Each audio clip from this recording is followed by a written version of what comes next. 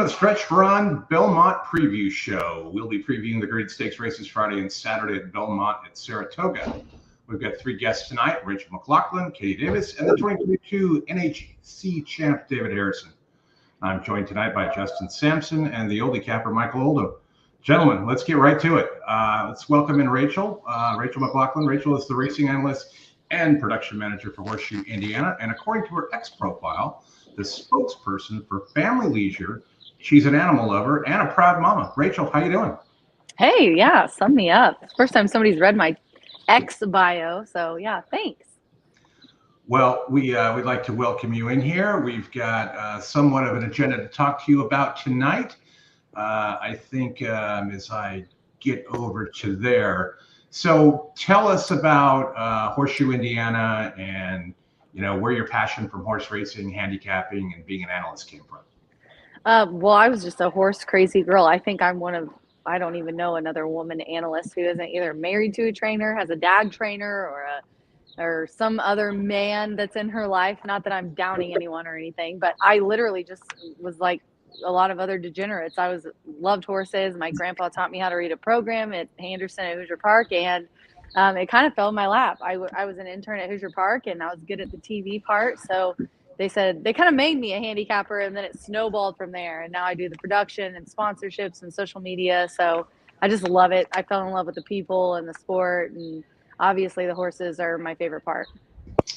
Yeah. So and we've been following your program. We're now covering Horseshoe Indiana races on our Saturday program, which is super cool. So thanks to Horseshoe Indiana for making that happen for us. You've got an all turf pick 3 bet out there, kind of modeled after the Keeneland one. How's that been going for you guys? It's good. I was just sitting out here with somebody that hit it for $2K tonight, and yeah, love to see it. And a couple of $15 horses. It was pretty sweet. So yeah, it's been pretty popular. We're not going to have it on Saturday, but we do have I forgot to text Justin, but we have a carryover on the late pick 5 of 38,000 for Saturday. So that'll be something in between the Belmont races. Yeah. For you guys to, play this Saturday. We start at 10:55. I think Eric kind of changed it a little bit to accommodate to stay off of the other tracks. So yeah, that's been really popular. I love it. I think it's really fun to do the like particular race wagers like that. And even when we've done cross track wagers like that, I think the players really like it. Yeah, well, kudos to Eric for figuring things out and how not to run off of everybody, because it's hard. You know what? And I know what Eric would say. It's Rob Wessner is a genius, and he's our mutual manager, and he is and Eric trusts him, and they talk back and forth and they look at everything. But it's almost like being writing races. I mean, it's like a thankless job. You might stay off someone else and then another one. So we try our best, because I know players really like that. Well, yeah, it annoys us when we have like 3 going off at the same time. We got to do tri-box. We are not that particular Sunday show that are equipped to do that. We have meager means. Indiana Derby this year, another good success. I think I remember us watching it before we had it and wagers on that. So is that still a good success? July 6th, right? July 6th? Yeah, it's going to be July 6th at noon. And yeah, it has been super successful. I think ever since Eric kind of took the helm, he's changed it to an afternoon post, and they've really catered it and moved it. It used to be in October. When I first started, it was at Hoosier Park, and it was at night, and it was in October. And when we moved it to July, it was like the perfect kind of prep race for some of the Matt Winn later stakes. So it's really been good. The Oaks is what has been come up salty like the last 3 years. I mean, I was just talking to Ricky Giannini. What is it? She raced the Devil, or who's that Brad Cox horse that won? I just had it in my brain, looking at too many races. But anyways, She Dares the Devil, won it, and then won the Kentucky Derby. And so the Oaks and the Derby have just come up stacked. So super excited this year. Can't wait to see who comes. Can't wait to see everybody, and hoping for a huge day. We've broke records year after year after year. So yeah, that's awesome. I think Justin's got a question for you about the NHC. So, I see you at NHC the last couple of years, and EquinEdge has been really trying to link into NHC. David Harrison will be on in a little bit, former champion of just a couple of years ago. I met David. I spent a lot of time with him, Rachel, when I was here, when I was at NHC this past year. Awesome individual. Such a great guy. He is absolutely incredible, and he will be awesome tonight for viewers and everybody. He will be. He was one of my first interviews, and so whenever I see him the last 2 years, I was just, because you always want to interview last year's winner, and whenever I see him walking down the hall, I didn't get a chance to really talk to him this year. I got to. It's hard because I'm trying to get interviews and I'm talking to everybody, and I see you guys and I see the Equibase people I know, Dave Weaver and everybody, and I never get to talk to that man. He's such a ray of sunshine. He reminds me a little bit of John Dooley. He's like always positive, super nice, and knows his stuff. So I'm super excited you guys get to talk to him. He's a really great guy. And so I'd be curious. Rachel, you've been covering NHC in Vegas for a while, I know. So I'd be curious, like, from a horse player perspective, we have pari-mutuel pools, we have tournaments, we have cash, we have an NHC Win Place Mythical.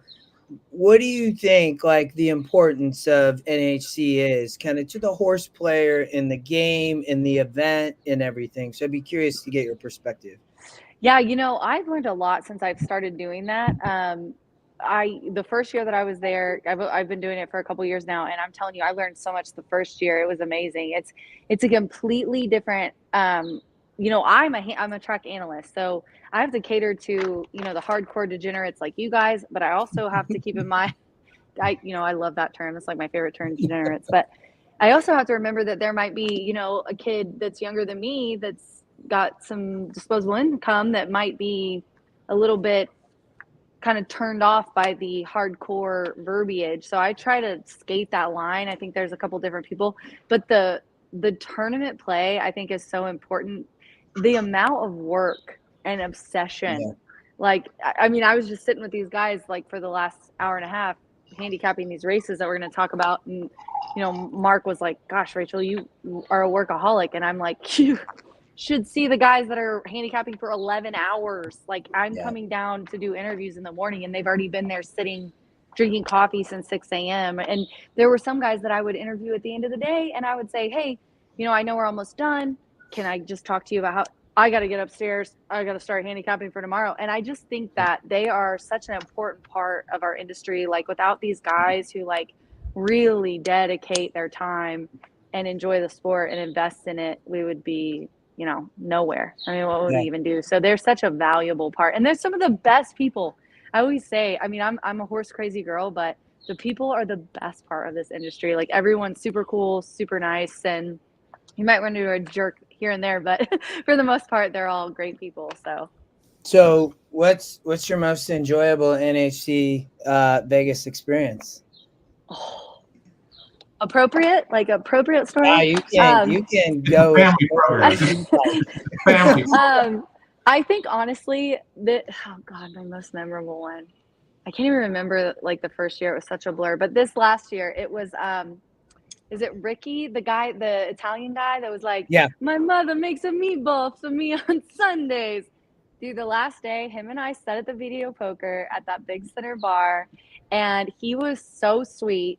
He was just really nice to me. He wasn't trying to like get my number or anything, which was cool. I appreciated that a lot. We played video poker and talked horses and life and everything. And him doing that bit where he was like, every Sunday we go over, we blah blah blah. I think hanging out with him was really fun, and just being there with like all the guys who play every year, and they kind of they fell in love with me. I feel like last year, but then this year they like brought me into their group, and you can never learn enough in this industry. So I think kind of being like brought into their fold and then telling me stuff about it and being able to just get drunk and take shots and hang out with them was honestly one of my favorite like experiences of the whole thing is sort of when you're done and you get to, everybody's done with all the work and you get to really bond. So I think that was my favorite part. We talk a lot about that. Chris, go ahead. I can sympathize with you on that because I did the whole day as well on here, and it's a long day, man. It is. When you get done with that, I mean, the bourbon is flowing. Yeah, and everybody's like they're done. Yeah, that's it. And one other note in NHC is that it has achieved like a cult-like status. There's a lot of guys that go, they all sit at the same table every year. Yep. I hear their stories on this and that, and it is quite interesting.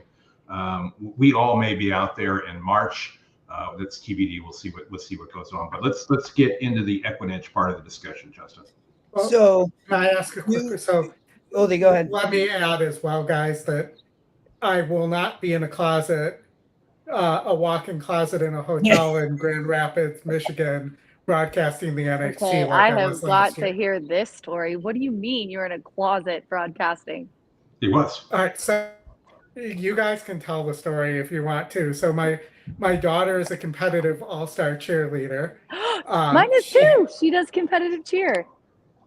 Well, Oh, you sweet. got plenty to learn from Oldie and his daughter, Rachel. How and old you is are- she? So she just turned 18. Oh, This so was she's her- serious. Okay, go on. So you're probably at a So- tournament. So yeah, we're up in Grand Rapids, Michigan, which I call the Vegas of Michigan. But and we're at this hotel, and I told the guys when she's not competing, because she was competing on 4 teams, I think there. But when she's not competing, that I'll find a way to be on, and I'll broadcast with you guys. So we were in this really old. It's a Hilton, but it was a really old historic hotel, and they had these giant walk-in closets.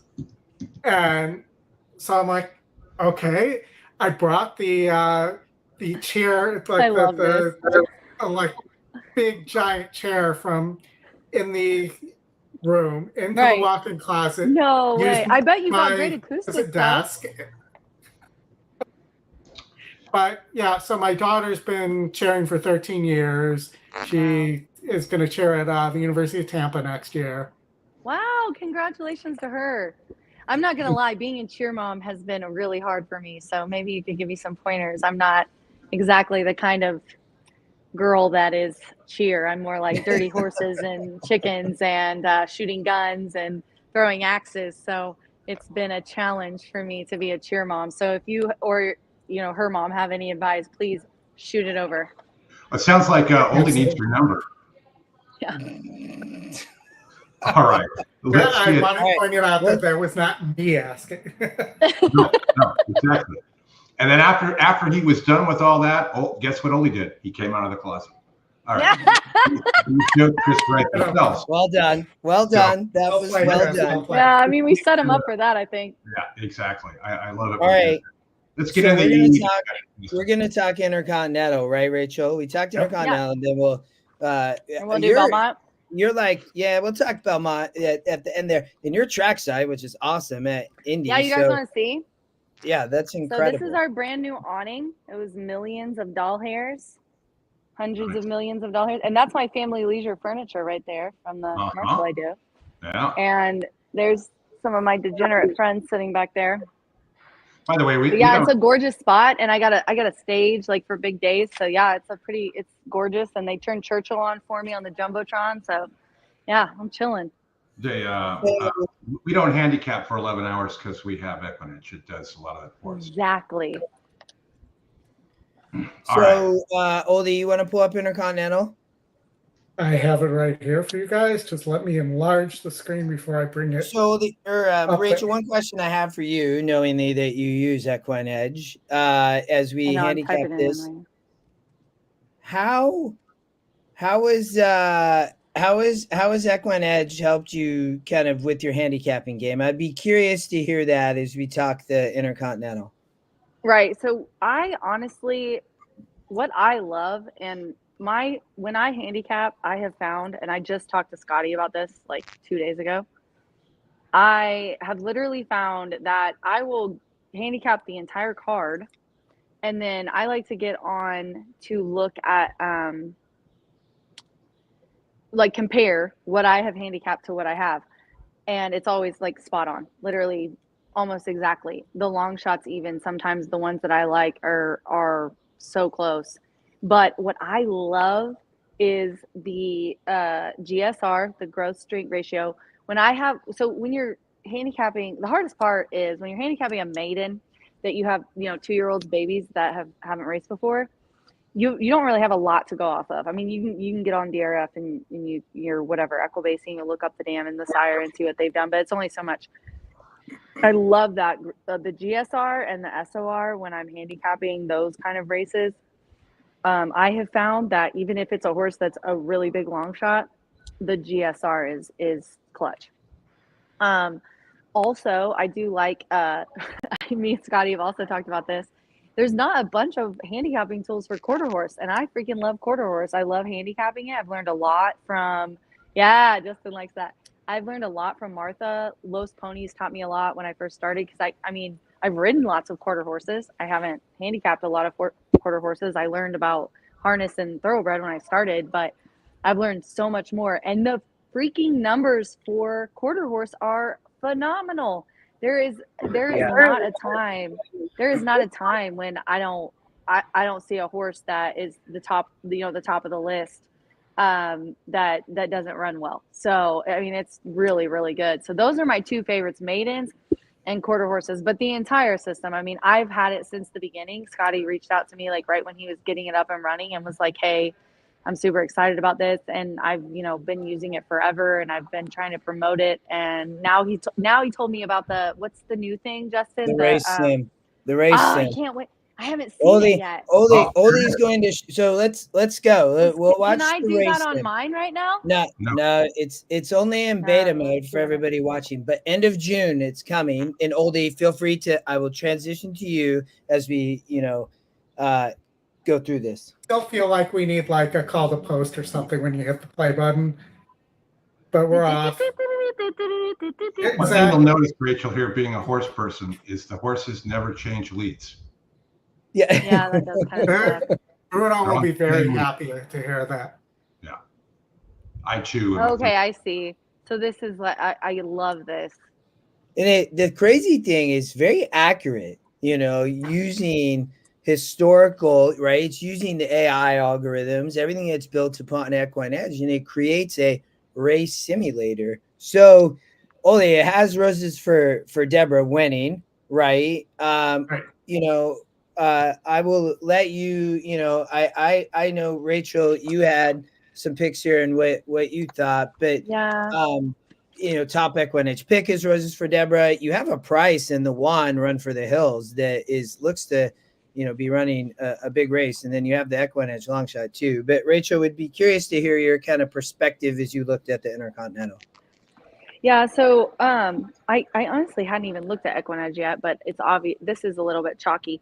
I always say, I love it when people are like, oh yeah, Rachel, you just pick what EquinEdge says, or you're a chalky weasel, blah, blah, blah. But nobody ever says when I have like a 9-1, or I had the $74 horse today, picked third, and that was actually, somebody pointed out that EquinEdge had that as the long shot, that horse that ended up winning today for 74. I don't think it was on the EquinEdge, it was Scotty's picks, which, let's be honest, that's not shocking.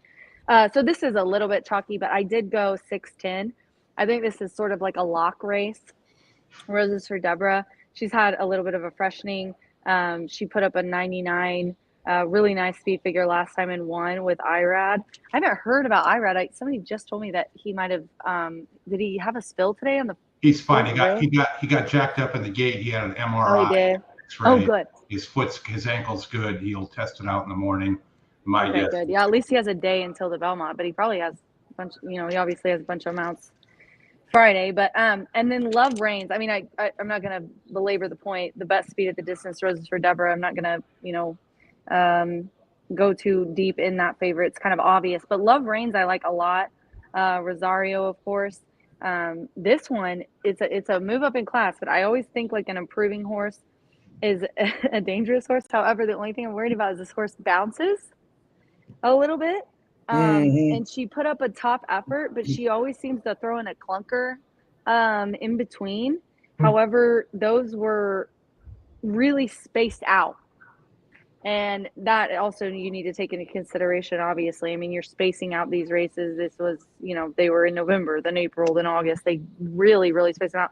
We're going from April right back here to June. I mean, she hasn't run that quick back. So I really, really like her. So that's my exacta. I think it's kind of a lock there. I'm a little concerned now that, my 10 is 4th pick on EquinEdge, but I do like that long shot.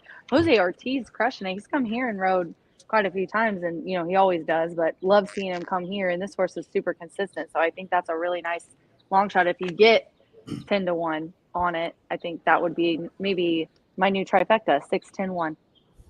All right. And I know you had some Belmont picks here as we wrap it up. What do you like there? I went back and forth, but I'm like kind of a chalk eating weasel on this race. I on both. I hate to say it. So I'm gonna go 9-10-3, but I'm not gonna talk about those. I have 2 long shots I want to talk about. I haven't even looked. Are you guys bringing it up right now? Yeah, bring it up, because I haven't even looked to.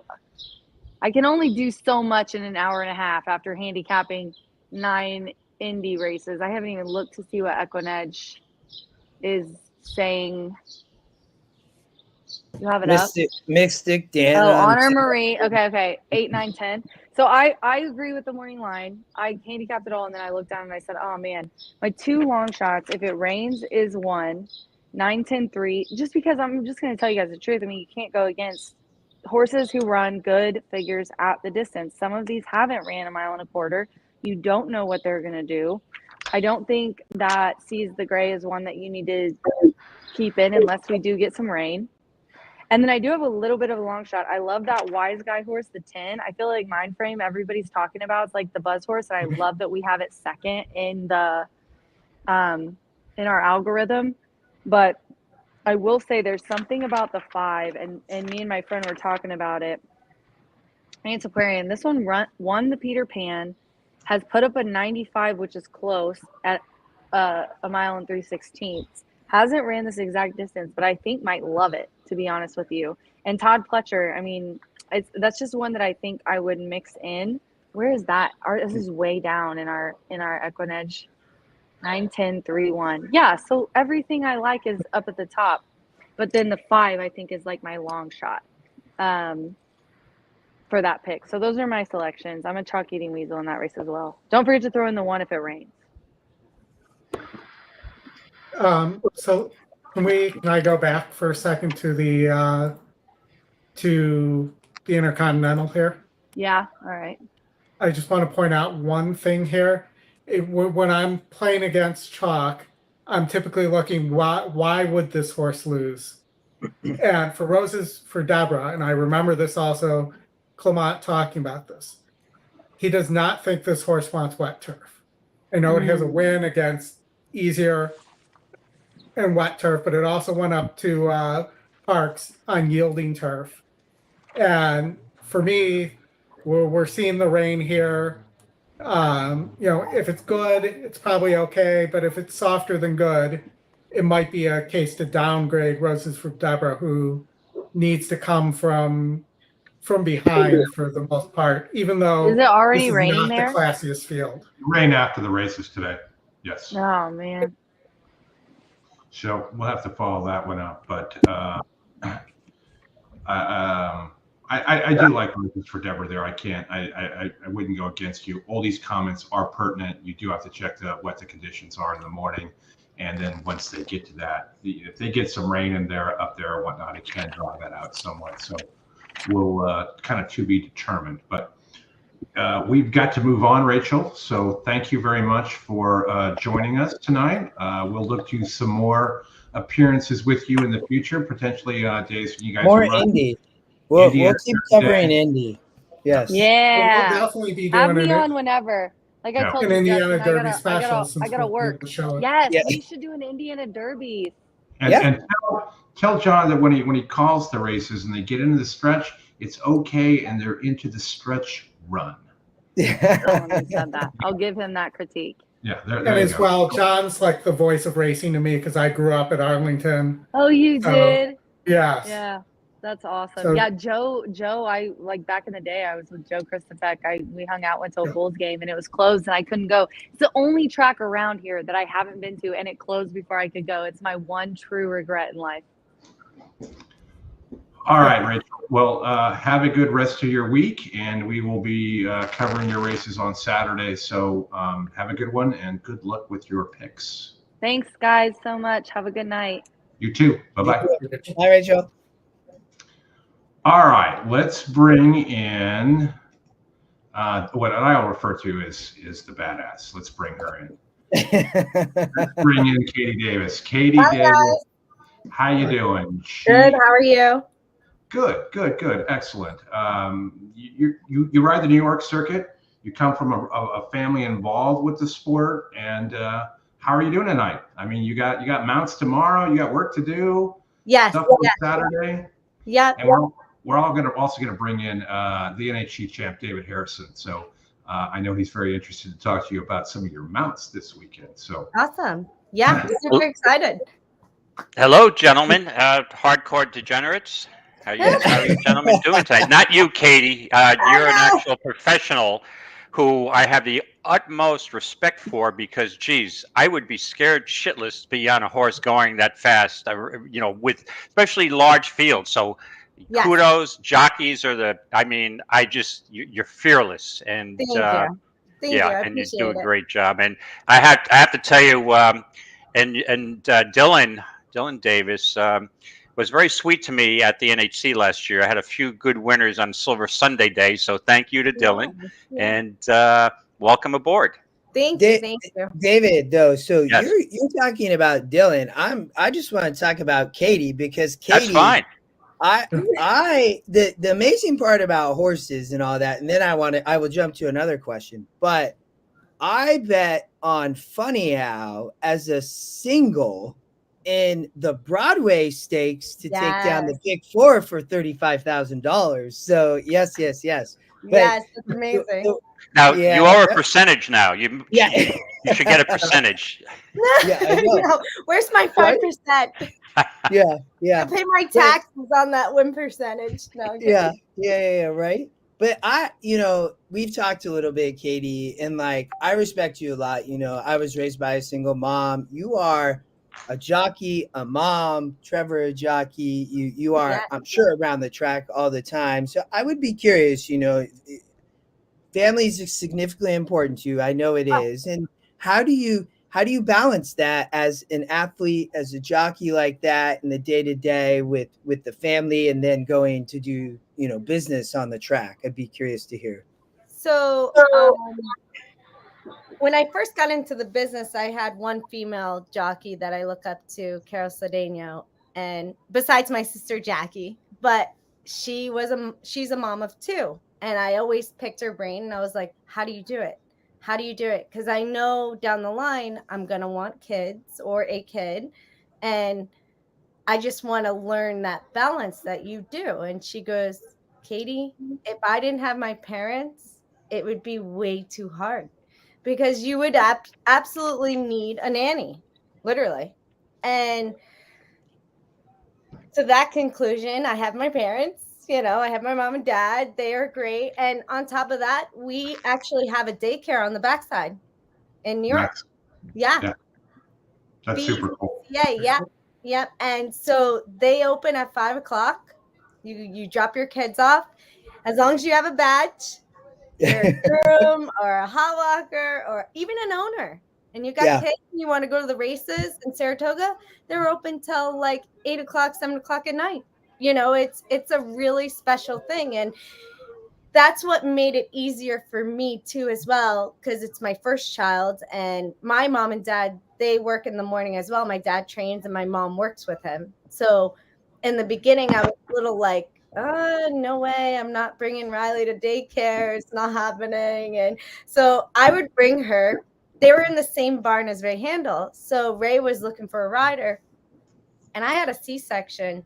So I came back a month after that, which was really way too fast, and I kept falling off left and right, but we made it work where my dad only had a couple horses and I'd go in 5:30 get on maybe 5 or 6, and then by the time they came in, I could help them, and they would bring Riley, or I'd go home with Riley. So it's really one big family. Like, you have to have the support, or, you know, if you have a really good babysitter, you know, you really make it work. And the racetrack has done like amazing job helping me as well. Like, if I ride one race, I bring her with me. If Trevor doesn't ride the race, she watches her, and I go ride, and then Dylan will watch her, or like vice versa. So, you know, you don't get that at many racetracks either, though. So, but you get Javier Castellano brings his kids.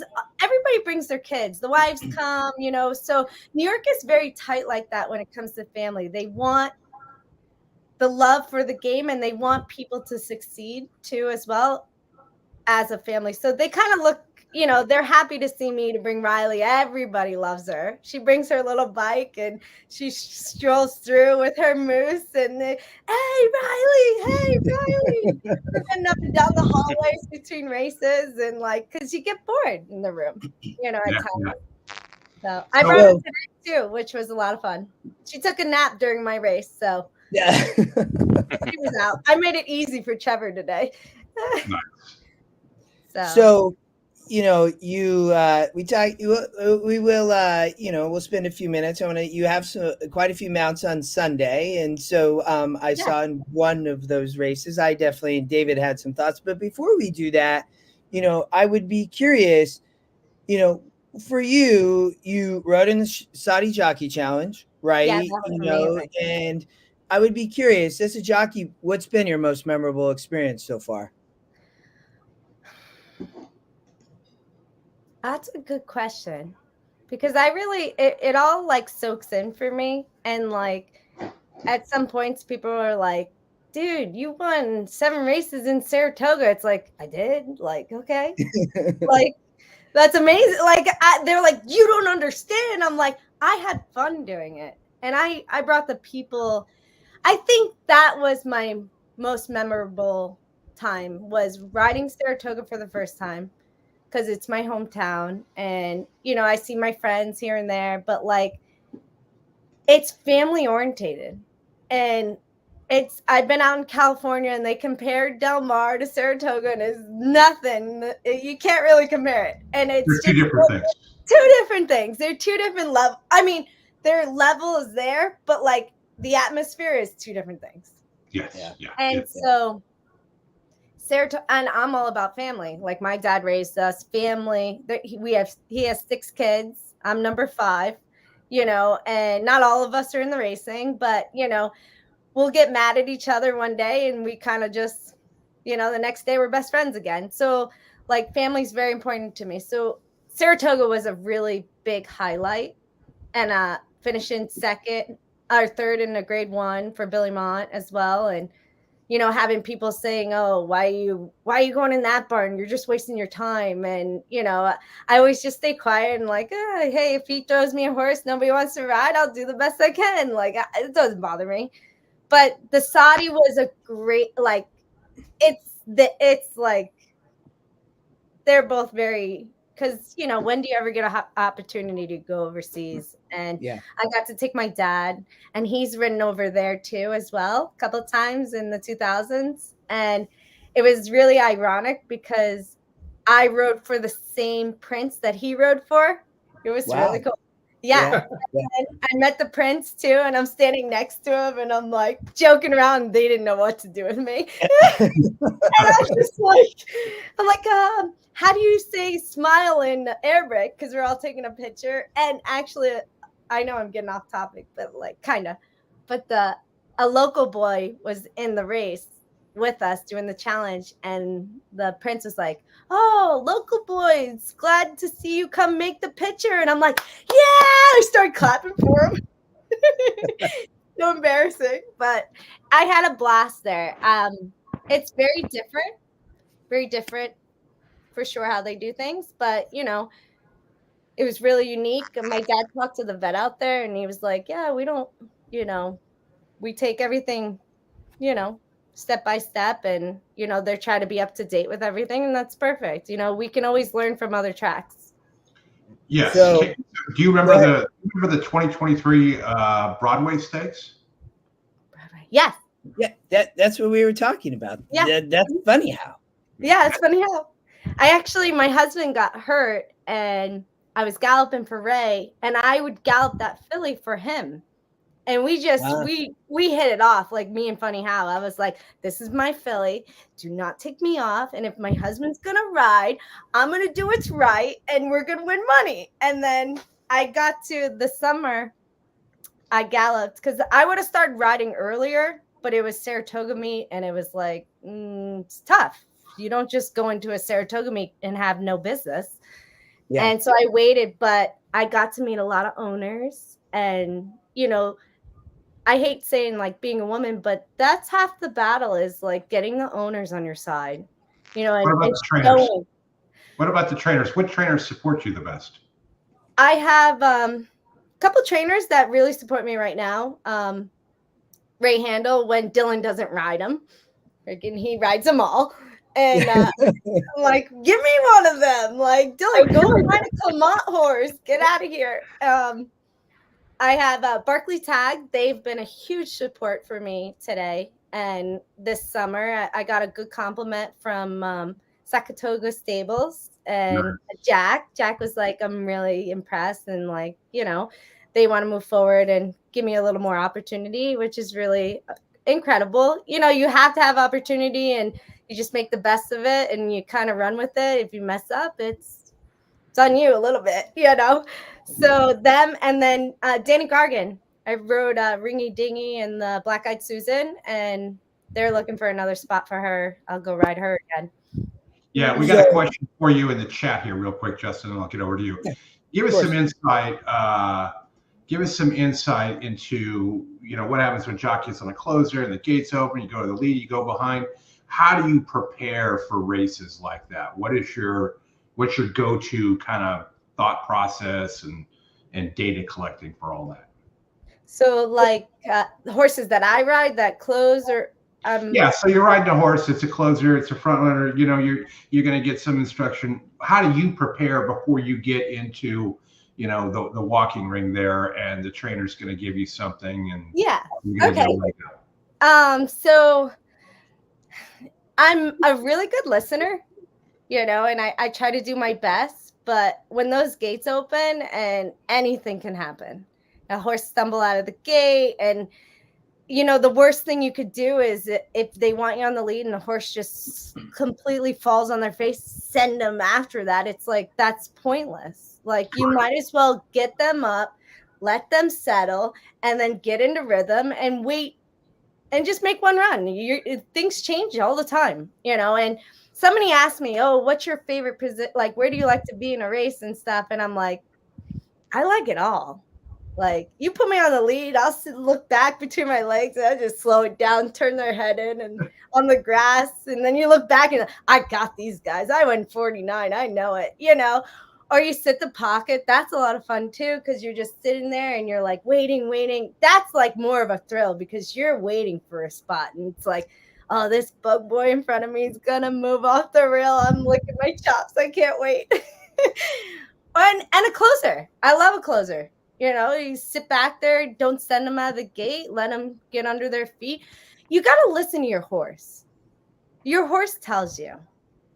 And being a female rider and coming back after being a mom, like, I had to understand, like, you know, Justin, or whoever has kids too, is like, when they can't speak and they're crying, you have to figure it out.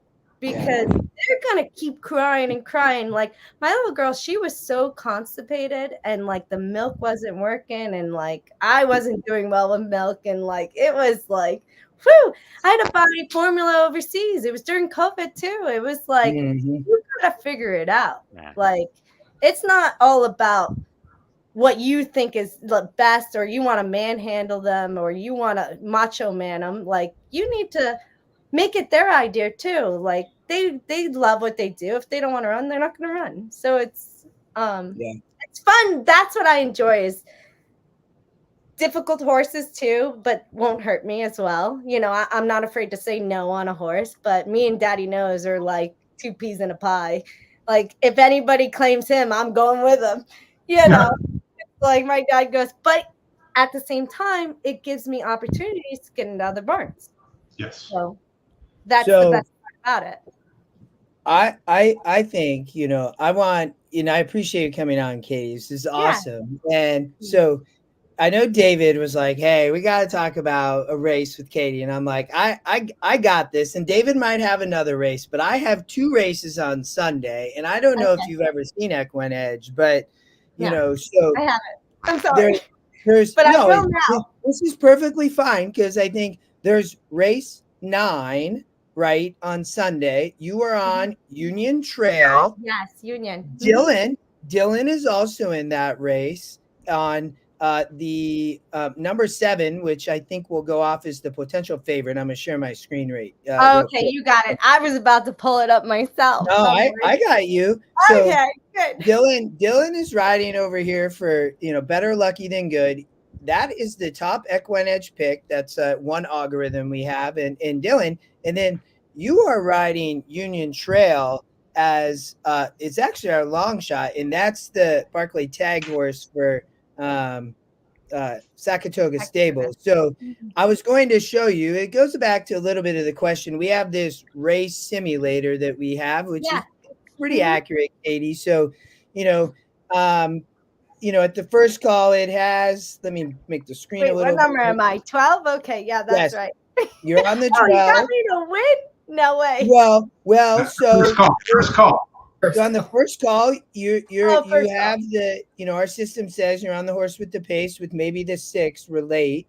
And at the second call, you're still on the lead. And at the third call, you're up there and they're coming. And at the top of the stretch, you're still on the lead. And at the finish, you end up running second to Dylan. Dylan on the 7 horse, better lucky than good. So I will say this is going to be absolutely incredible to watch. But I have a question on this. Sure. You get to race with Dylan. You get to race with Trevor in race 11, which we should talk about before we let Sunday you go. Girl. Yeah. You're on Sunday Girl, which is, I good luck. And I think I wish you a lot of luck there and here, 2 horses. But my question is, you get to race against Trevor. You get to race against Dylan. And you also get to race against your sister, Jackie, right? So in a race like this, and you see this, it goes back a little bit to the prepare question, but what is it like to get to race against your husband and then also your brother and maybe sister in these races? It's a lot of fun. It is a lot of fun. Growing up, we were very competitive because that was my dad's nature. So we were always competing against each other, like in sports, and then we would have cat and dog fights on inner tubes, one girls and then boys, and you'd have to jump on the tube and kick them off and stuff. So with the racing, we kind of dragged that competition with us. And let me tell you, we are very competitive. Like if I see Trevor in a pocket, I'm stuffing him. Like you're staying there, you're not coming out. And Dylan the same way, but it always comes down to like if they have control, like, and any rider, like because we were talking about it the other day, how Dylan rode one of my horses and because that horse is tough. The horse is tough, Kate. And we were going 2 turns on the grass and I break and my hands are up and I'm just and I'm breathing into the first turn. Now I'm behind heels and he looks over and he chuckles. He goes, "You okay?" And I'm like, yeah, I'm okay. I think so. And he goes, "You want out?" I go, "No, don't let me out. Don't let me out. Because if I see daylight, I'm gone." And, but we're there to help each other because if I had no control, I was running on heels and I was going down and there's like 6 horses behind me, and, it's kind of, I compare it to like you driving a car with no brakes. Like, good luck. Yeah. And that's any rider. We don't want to see anybody get hurt. We protect each other out there. But let me tell you, it's fun coming down the stretch with them too, because Trevor grunts, so you hear him coming. Dylan, he kind of like, you don't really hear him, but it's funny because last summer I beat all 3 of them in a race. Yeah. They've all finished second. And the one race for Danny Gargan, I look over, here comes Dylan. And I'm like, I look over, I go, oh, hell no. I switch my stake. Boom! Boom! And he's staying out because he knows if his horse comes with me, that he wasn't gonna engage my horse. That's why sometimes I don't like engaging horses. Like, if you're gonna run by, just go. Like, don't go to another. You're gonna encourage him to come by and go with, horses like to fight. And Dylan was like, that's why I stayed out there, because I know your horse likes to dig in. And I was like, he was like 5. But yeah, it's really cool. It's really, I never thought, I knew I wanted to be in the New York circuit eventually. And when Jackie came to ride with us, and then I came to ride, and then Trevor came to ride, I had so much fun during the summer because Jackie would chip in, and I'm like looking around and just at awe, like, I never thought this would be a thing, like us all together. Like, you just don't, it's like everybody has their style. Not everybody can make it in New York. You're talking about Yankee Stadium. Like, it's hard. It's hard, Well, So Katie, our perspective is you should send Union Trail, and we think you're going to win on the lead and you're going to beat your brother. That's our perspective. But I also want to talk race 11 because that's Sunday Girl, right? And we have as our second. What you think?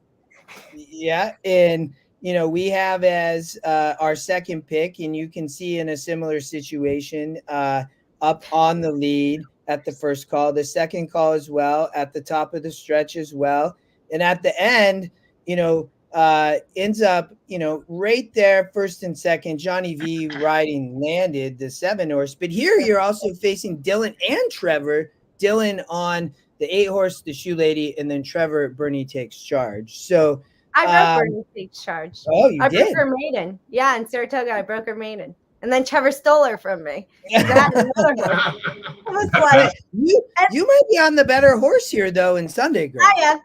Yes. You know what? This is really going to test Sunday Girl. It really will, because I'm a little not upset. I mean, it's horse racing. But Javier is outside of me. I wish he was inside of me, the other speed, So this is really going to test her. And she's kind of a fidgety filly. Like, you take a good hold of her, she's kind of sensitive. And when I rode her last time, I took full advantage to just stay away from my brother's horse. And I knew his horse was fast as well. So I took advantage of staying 4 wide. And then when we hit the turn, tuck in a little bit to make sure the guys kind of get the dirt in their face. And then I tipped out again because I didn't want to go 44.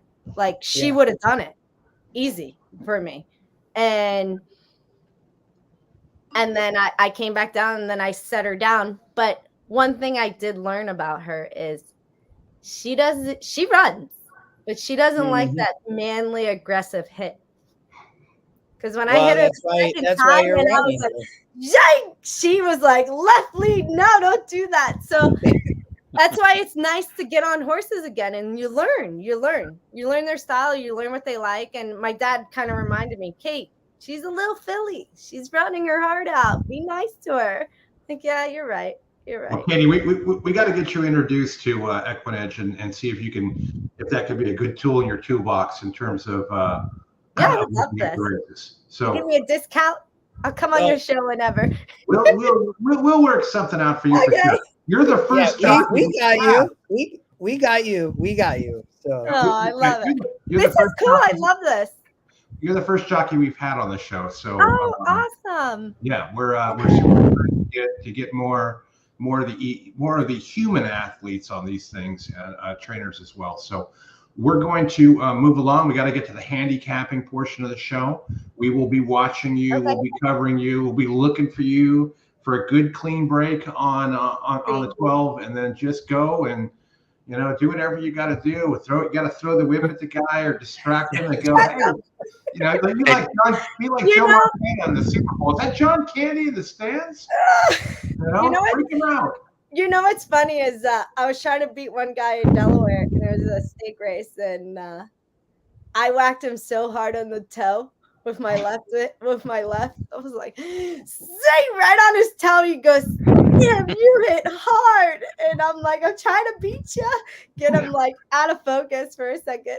But that was before the counts. So Okay. yeah. Super. We We're good, we're appreciate good. you. We appreciate Thank you. time. And Katie, please ride the hell off the 11 in the 4th race tomorrow. Left Me Behind, Barkley Tag's horse. The horse looks like this horse has gotten faster in the last 5 or 6 races. Am I You know what? on the right track? This horse has improved a lot. Yes. And the best thing about him is he likes the Saratoga track. I breezed him his last 3 times. And like the way he's been moving and like his ears are like, when do you want me? When do you want me? And he's like asking me. And then Robin and Barkley were like, Katie, we want you to go 49. I go, you got a radio? Because he can trick me a little bit. So my hands are burning, but he's doing really good. So I'm really excited about tomorrow. So yeah, New York State bred, facing open company, starter allowance, and second race of a layoff, turf to dirt, 7 furlongs, and the horse is the only horse in the field who's won on the Saratoga track. And seems enough speed to set you up to stalk and make one run. So good luck tomorrow. I think this horse is live. Thank you. Thank you. Me too. I'm excited. I'm ready for it. Good luck, Katie. Good luck. Have a great weekend. Thank you. Thanks, guys. Anytime. Joy, thanks. You're great. Thank you. All right. All right, Katie Davis, everybody, thank her. That was excellent. She's what a personality she's got. Yes, fantastic. Absolutely. So now the only remaining are the hardcore degenerates. At least 3 of you. I don't know if you would call me. But that was a good one. Well, let's put it this way, David. No insult here, but I think I can safely say that for one time that you're the oldest degenerate in the room and not me.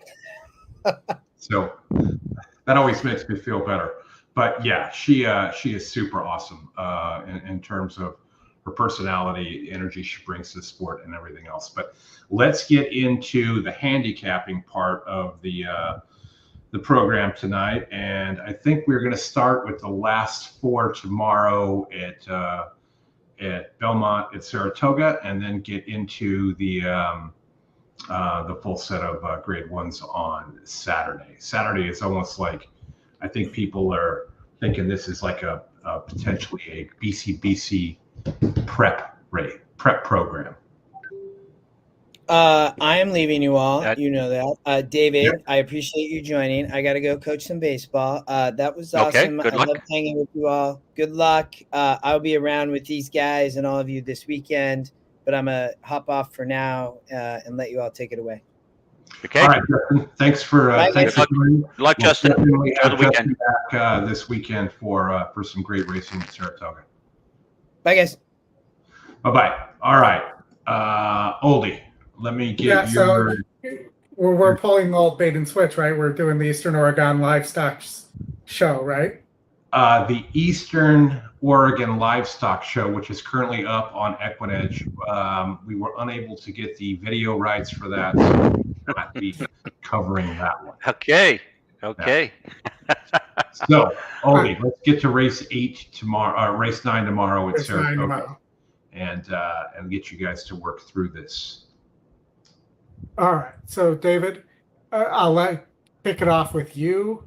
Who do you like here? Who's your guy, so to speak, or girl? Okay. Now, of course, you have to start with the Intercontinental, which I have no clue what's going on. But I will tell you this: I always have an opinion.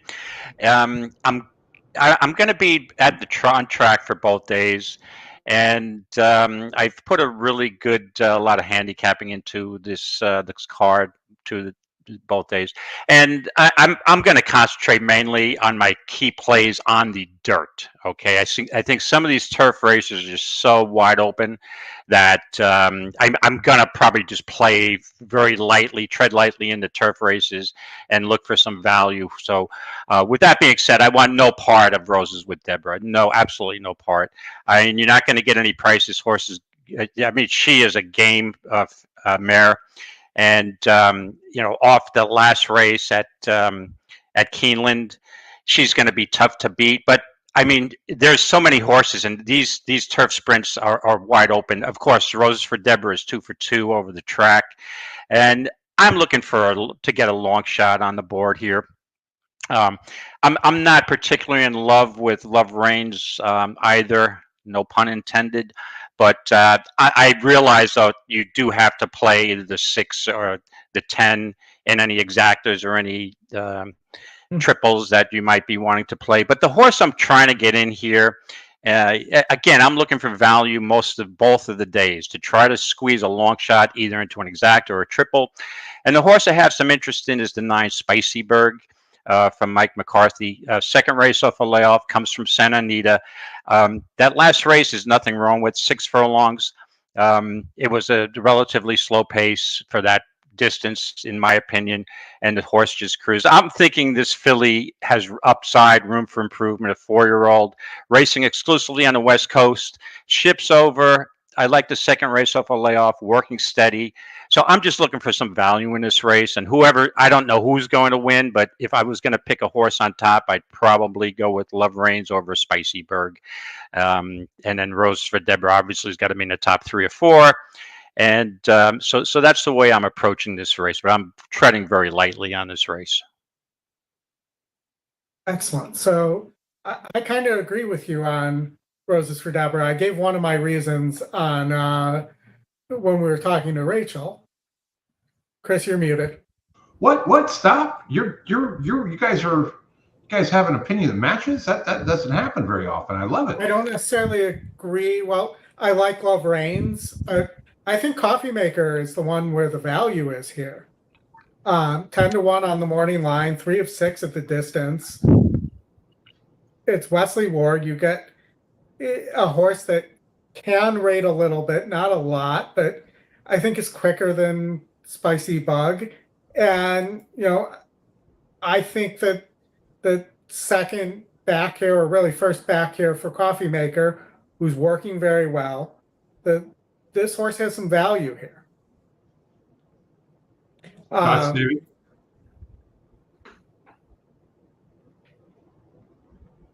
David? You can't go wrong with Wesley Ward, right? And the horse is 1 for 1 over the track. So, yeah, it's a horse at 10-1 morning. I think it'd be a little lower than that. Yeah, I just thought this was such a wide open race that definitely, this horse is definitely a candidate to, who's got a shot to win at value.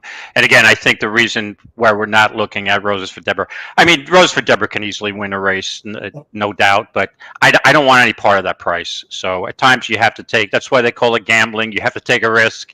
And I'm willing to be wrong in this race because if Roses for Deborah wins, I'm probably going to be wrong unless Spicyberg can just get up for second. I don't even think I would have that exact. I might have a place bet on Spicyberg, but yeah, I might use Coffee Maker with Spicyberg also, looking to, because these races are, you got basically a full field. It's a cavalry charge coming into the turn. You get a horse at 2 gets off slow, compromises any chance this race is over so quick. So yeah.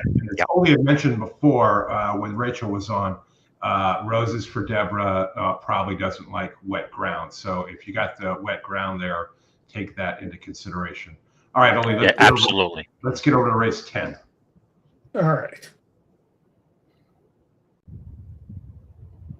Race 10, I thought this was a pretty good race, too.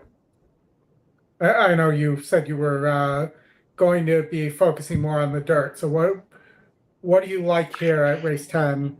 It kind of, and again, I'm pretty outspoken on some of this stuff. So it just bugs me when one trainer has 5 horses in a race, right? And with Chad Brown, I mean, so you either beat Chad Brown or you go with this longest shot on the board, because I have to tell you, I've been at 3 or 4 big days, either at Belmont Stakes Day, at Travers Day, when Chad Brown's got more than 3 horses in a race. It seems like every time he's got 4 horses, it's the 4th choice that always runs the best. I don't know what it is. I know it's just probably just totally illogical. It's just random. But so I don't want any of Chad Brown morning line favorites. I mean, I was looking in this race here, looking for what the pace is going to be, and I will tell you this: there's certain horses I would automatically throw out. And that's the 2, first of all. I don't even know how to pronounce that. Catchy. This horse in a Jenny Wiley went off at 26-1 almost, and was just benefited that no other jockey wanted to go for the lead. This horse went out in the first quarter with the Tory 24.5 is 48 and change. That race is over basically, and this horse held on and beat English Rose. Now English Rose probably should have won that race if there was a legitimate pace. That horse is not, the 2 horse here is not going to get that same setup. She absolutely won't. White Beam is, to me, a much better horse than the 2. So I guess I'm going to use any of the Chad Brown horses. I'd use White Beam.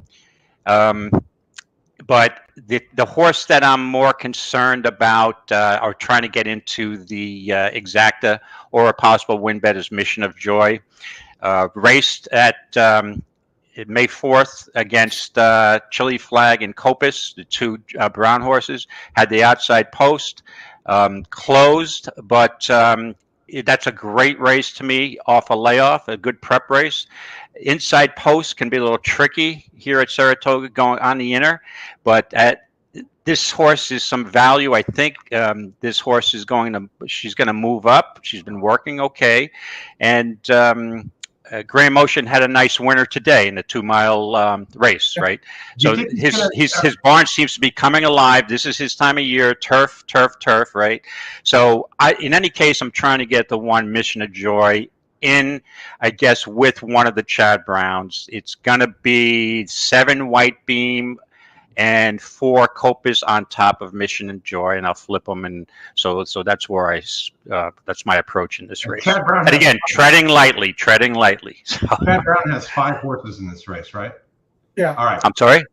5 horses in this race, right? Yeah, 5 horses. Yeah. All right, people. We need 5. You hit the like button 5 times. 1 each for all the Chad Browns in this race. So hit the like button 5 times and then hit it again. Log in with your spouse's account or your kid's account just to make sure they're over 21 because YouTube gets mad. Oldie, did you have some quick thoughts here before we go on to race 11? Yeah. So I think that potentially this sets up perfectly for Gino Romantica, who I haven't heard you mention, but is a grade 1 winner. Didn't really run off the layoff at Keeneland. And it may be a situation where this horse doesn't like wet turf either. But, I think this could set up really well. I mean, that Breeders' Cup Mile only being a length back really was an excellent race. Tyler's going to have great position here. And I really don't know what to make of White Beam and Butte Cashi, best I can do with it. But, they're both the same trainer. Isn't only one of them going to go? Well, I don't know, Oldie. Can you make a hat, a brooch, or an airplane out of it? I can. I can make a pterodactyl too. Okay. And just for the racing purposes, this is another race that comes up wide open. And I usually don't want to take the chalk in those situations. This has the 1 Mission of Joy winning, David. The long shot. So okay, I'm liking it. And Gino Romantica, the 4 Copus, that they're all right there. Really, the only horse it doesn't like is Evie Jets, which probably means Evie Jets will end up winning. Yeah, now Evie Jets is a dangerous horse because this horse has won 2 races on this course. And you can just toss out this last race. There's obviously prep race. I don't think this horse, even though this horse went off a layoff before, I'm not sure the good course was up her alley either. So, and again, I wanted to point this out for everybody is that, it's a little tricky the next 2 days in Saratoga, having a lot of confidence with these turf picks because of the rain factor. Now, I know it was raining there this evening pretty hard. And You know, I heard a couple of people on the Fox show today say, "Oh yeah, it's going to be clear. The rest of the weekend is fine. No worries." Well, you know, I'm kind of a weather buff, and I looked into it. I'm like, well, it looks like we're going to have many pop-up thunderstorms happening, and that track at times we've got some real drenchers there during the summer, and I'm just concerned that. You know, but again, I'll be at the track, and the advantage of being at the track is I can call an audible at any time. So I'll be treading lightly with my pick 5s and pick 4s for later in the day to see what the you know, the track looks like. But again, I don't think EV Jets would prefer any off going at all from what I've seen. And this horse this horse could hit the board and run a good race. But I mean, could it split one of the Browns? I don't know. That horse I may be willing to, you know, look for in a triple to in the third slot here. All right, and I will say, the proven turf, wet turf form, you know, it's the 4 and the 7 came from Europe and have wins, you know, significant wins on good to soft or good to firm turf in Europe, which is probably similar to what our yielding would be. Right. I think if you you know, put me under the gun, my play would here would be, especially if there's a little off in the turf condition, it would be a 7-1 solid exacta and then a backup 1-7. All right, let's get over to race 11. Good chance for everybody to hit the like button again. Always a good chance. Hit the like button, hit the subscribe button. It helps the channel out immensely, and then you get notified when we are on. Race 11. This is the $750,000 New York Stakes, 9.5 furlongs on the turf. Looks like we've got a surge indicator oldie on the 2. And I'll let you guys be for just a minute. I'll be right back. I do not have a surge indicator on the 2. I have a horse to watch here. But again, David, we're stuck on the turf. One more race here. Yeah, thanks for burying me with turf right off the bat, gentlemen. You hardcore degenerates. I'm not. You hardcore turf degenerates. All right. I'll start off here. And to me, my God, this is a wide open race. This is a bang up race. If I was more of a turf fan, I may like this race more than the Belmont. But it's, you know, I'm struggling. When I find a race that I know I'm going to struggle with, I look at the first thing I like, okay, who's going to have the lead here? So I'm looking, and then there's some horses that are dead stone closers. So what we have, the pace factor. Who's got the highest pace factor here? It's English Rose. English Rose, right. Now, English Rose was in the race in the Jenny Wiley, right? And that was a bang-up race. And again, this horse, if Chad Brown's horse doesn't get the lead from the outside post at such a slow pace, English Rose is going to win that race. So I'm realistic here. You've got to use English Rose, and it's most likely, to me, English Rose is probably one of the most likely winners of the day. With that being said, again, these days you can get a long shot hitting the board and making your exotics, and boom, you've got something real good here.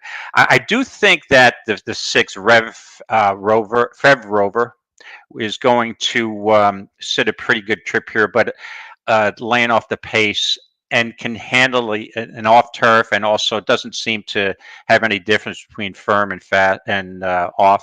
And I mean, this horse ran in Diana last year, and you know, almost it was in a half length of White Beam. So I think this horse has got a legitimate shot. I'm concerned a little bit about the layoff, but this horse, she had run well off a layoff last year in the Nassau, the grade 2 at Woodbine on a yielding course. So I'm going to try to get the 6 in there. I'm a wise guy with the 8 who Be Your Best. This horse is 2 for 2 over Saratoga. I was there making a very nice substantial wager on this horse on July 31st, 22. I thought this horse looked great. She looked great in the paddock. And then she came right back and won. So she's 2 for 2 at Saratoga.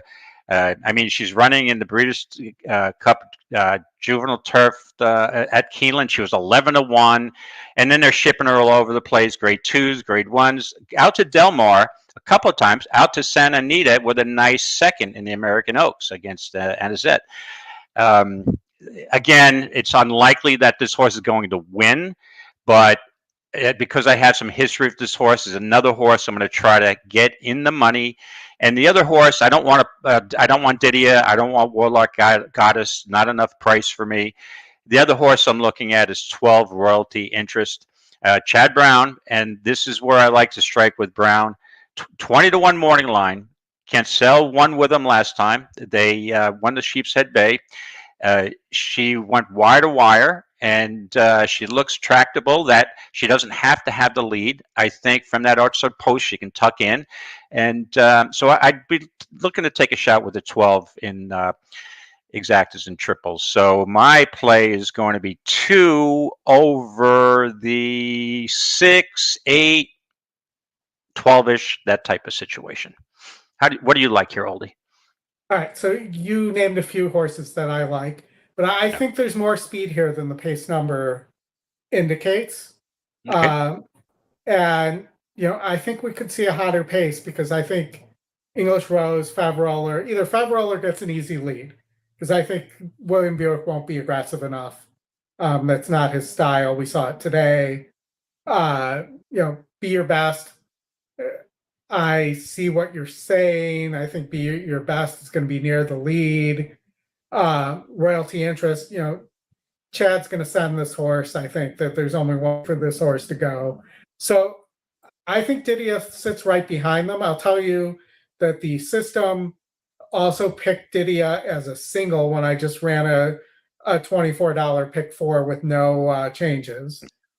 And I think Didia, who can go fast and be tactical, I think sits a pretty good trip here. My question for Didia might be just around the soft turf that we're likely to see. And if we do see that, I think that upgrades Warlike Goddess, who hasn't won on firm turf since 2022, and I was going to be a toss for me.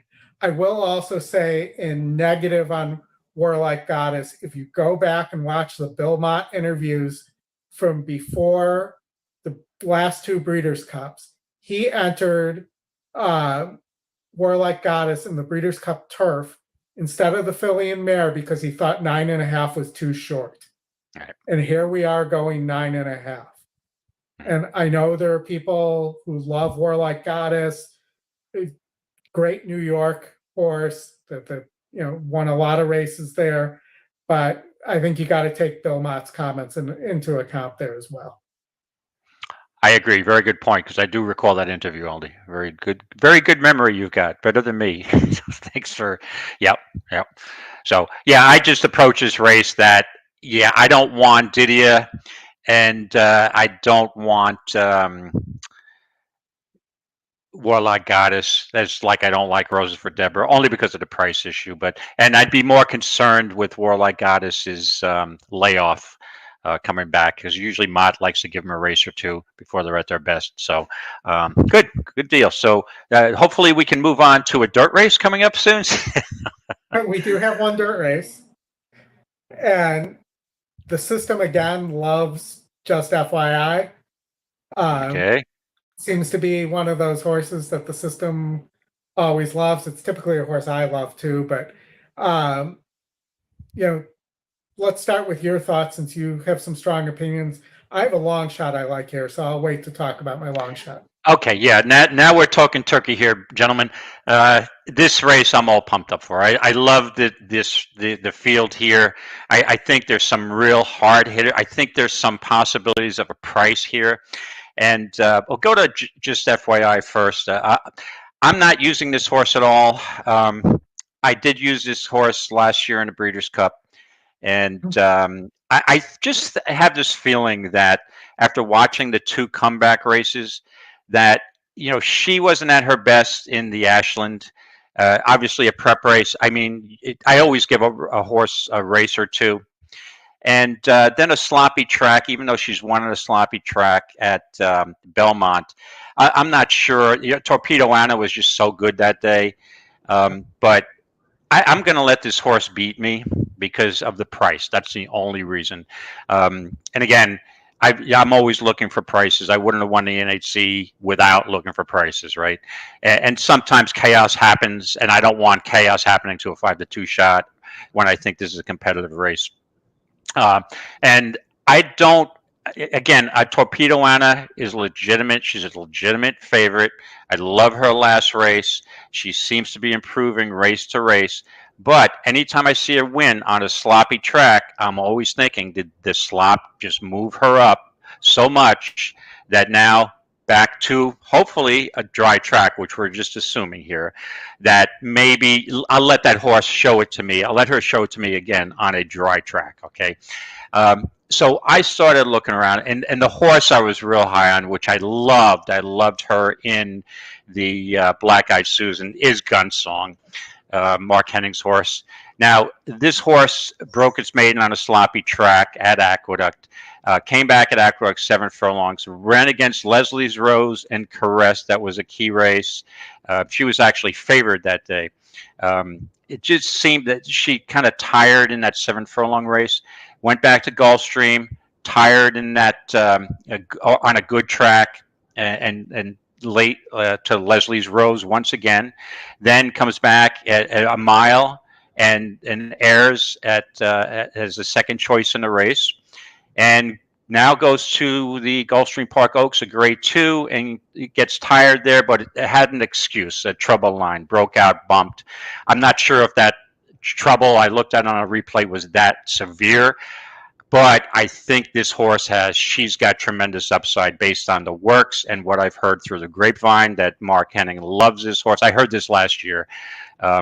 So in the Black Eyed Susan, now that was there's a weaker field in the Black Eyed Susan. I will acknowledge that, but you can only beat the horses they put up, right? So I love the way she stalked the pace, and she drew off easy. I just really like that race. I don't think it took much out of her. I think she's sitting in a big race. I'm just a little bit concerned about the 1 1/8. But that could be her limitation. But we'll see how it goes. But I'm all over Gunsong. I'm hoping I can get 8 or 10 to 1. I don't want anybody else in the race. This is going to be my single. It's going to be a win place bet, and I'll move on. So, Aldi, what's your opinion here? Let me add one thing. Also, if it is a wet track, gun runners typically love wet tracks. So also something to upgrade or have on in your pocket on Gunsong. Correct. And also, I want to point out, I don't mean to interrupt you, Aldi, but this horse, she has improved since they put blinkers on her. She's run faster, and I just think that that was a perfect race. That Black Eyed Susan didn't take a lot out of her, and she's going to show her best on tomorrow. So for me, the long shot I'm most interested in is my main squeeze, the Scotty long shot. So, won the 8 bells at 7.5 for Maker and Saez in the slop. So shouldn't have a problem in the slop. Has a win at going 1 turn at 8 furlongs at Aqueduct. It has done really well in New York. I think could sit the trip behind Torpedo Anna, Leslie's Rose, and Gunsong, and be in position to pounce when these guys, plus possibly just FYI, could be in that pace scenario too.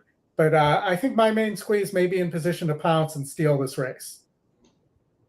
I like the pick. I looked at this horse a long time, Aldi, and New York bred, right up my alley. You don't forget, she was a favorite in the fantasy at Oaklawn against Torpedo Anna, right? And unruly that day. Probably didn't want to go a mile and 16th. First time an inside post. So the 2 races in open company, and she came back and won the 8 bells, which was impressive, and on and off track. So she can handle off tracks and fast tracks. So yeah, that horse is a sleeper and a definite contender in my eyes too. Yeah, for me, the question's 2 turns. We'll find out. But I think if you're getting 12 to 1 or 20 to 1, what the morning line says on this horse, or or similar on Gunsong, that there's value here, and I don't think Torpedo Ann is going to sneak away and steal and catch everybody napping, which is what I think happened in the Kentucky Oaks. I do agree with you. Sometimes horses too. They get on the lead on a sloppy track. We saw it at Pimlico in the Preakness. These horses just love and relish it, and other horses behind them, they don't like to kick back and the mud and old gunk in their face. So it's always advantage in a lot of these tracks when it's off to be on the lead. I agree with you there. And also I want to point out in your favor, Aldi, is that My Main Squeeze is one of the horses who's actually won. She's won over the racetrack, and I know it. To me, horses for courses is more important at Saratoga than Belmont downstate, Belmont or Aqueduct, because these horses, some of them I've seen, their form, especially claimers, allowance horses that show average ability at Belmont or Aqueduct, they just love Saratoga track. I don't know what it is, and once they win and they like the surface, the surroundings, or whatever the key is, they usually repeat and do well. So that's one of my angles. When the meet starts in August, mid-July, I look for a horse to repeat. I want to see a horse who's run over the track and won, and going up in class and then wheeling him right back. You see a lot of claimers like that, and these trainers know which horses like Saratoga, and you'll see a bunch of claims these next coming weeks going into the Saratoga main meet.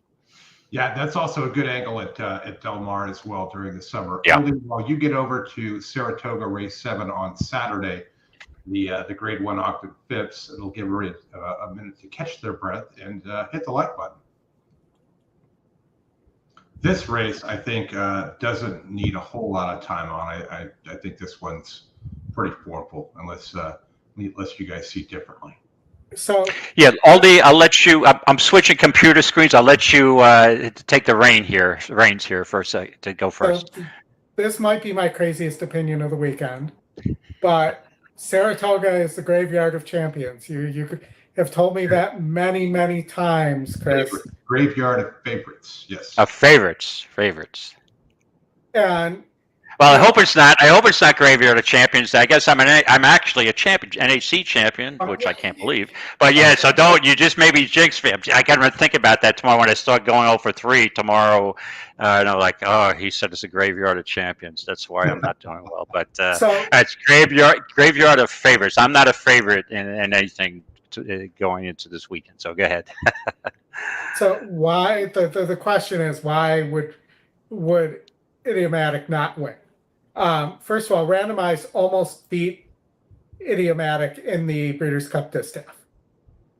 So if second off the layoff here, but rested, if the fact that there isn't was in the distaff here, that tired this horse out towards the end, and that was at a huge price too, or not a huge price, but about 8 to 1. I think Randomized has a chance here to steal this on the front end.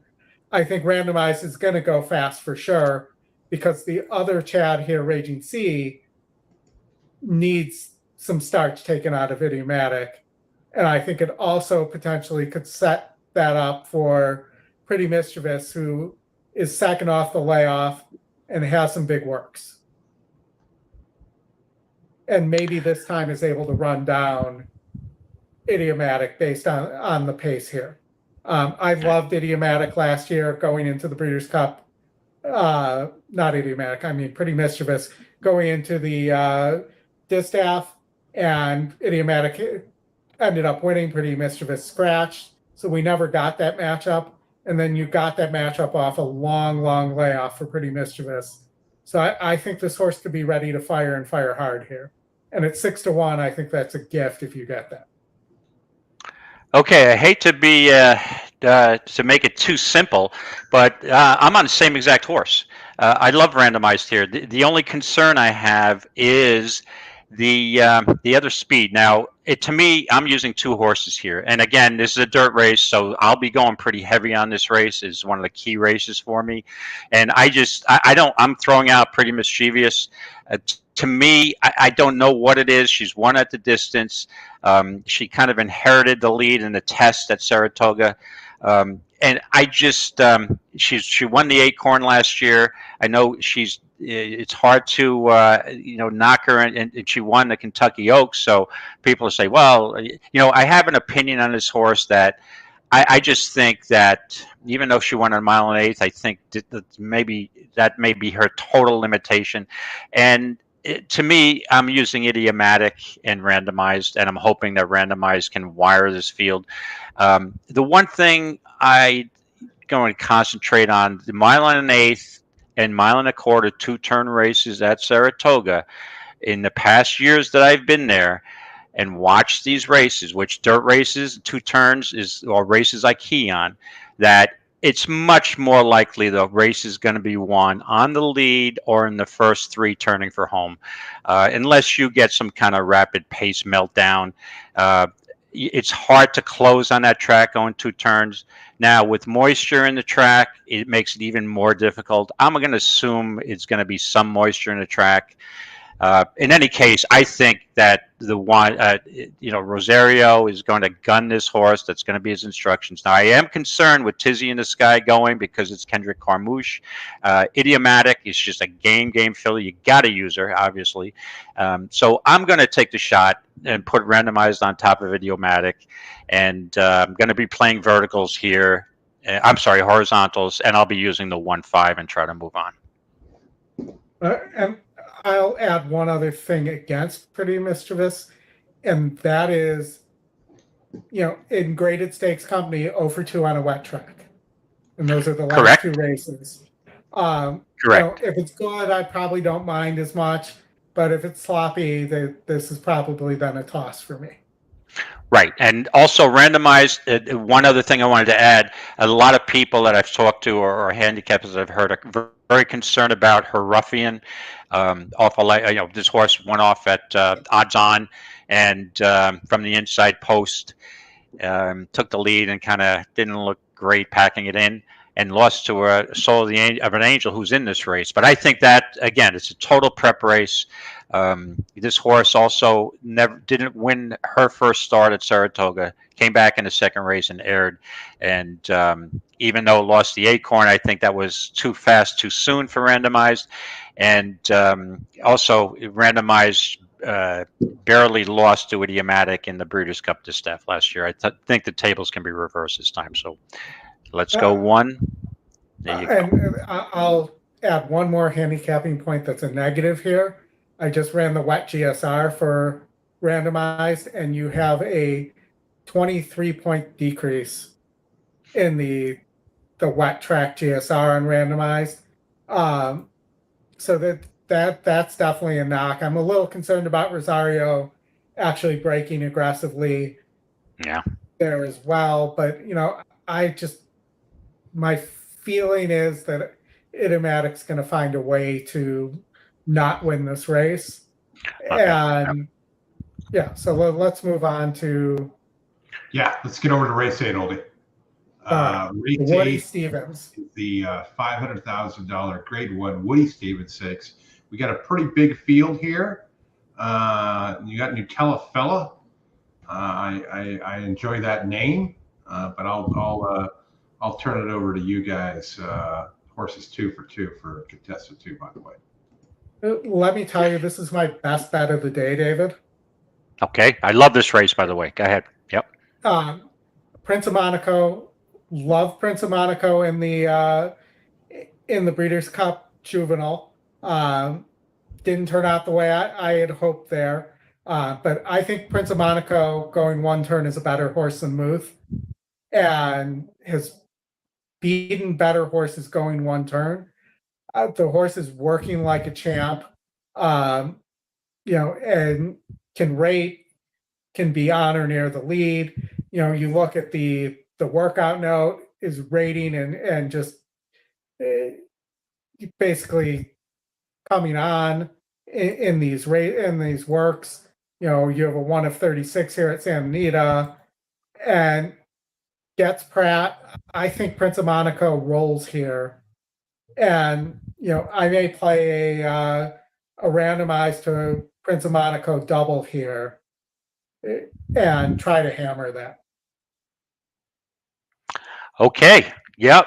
I can see that. And Prince of Monaco is going to be very difficult to beat. But again, this is a race to me, Aldi, that I am looking for a little more of a price.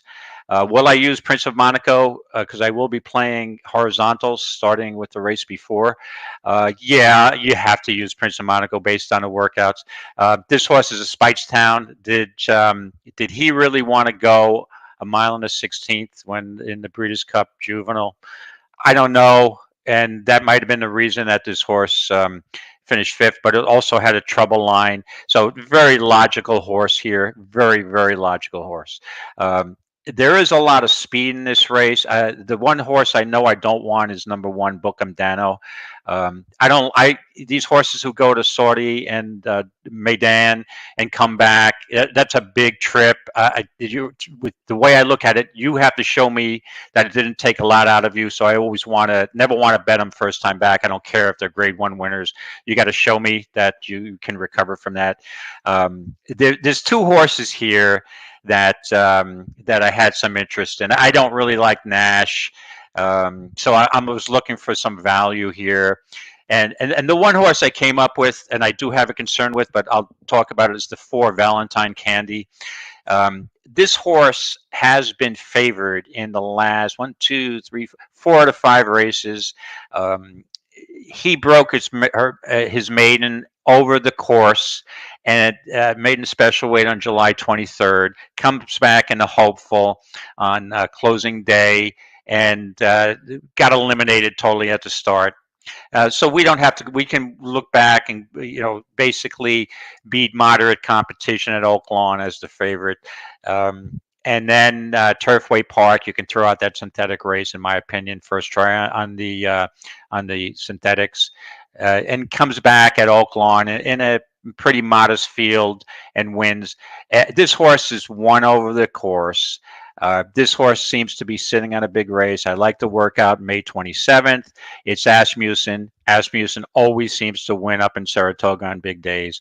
I do have a pretty big concern of the 7 furlongs. This horse has never gone 7 and 1 or been competitive, but it was the hopeful, and that was a weird race that day. There's a lot of horses who didn't get out well, and to me, that's a throw-out race. So I'm going to hope that Valentine Candy can get to 7 furlongs. And the only other horse I wanted to mention, actually 2 horses, I'll be real quick, is, Imagination intrigues me a little bit. Could we have a Baffert Exacta?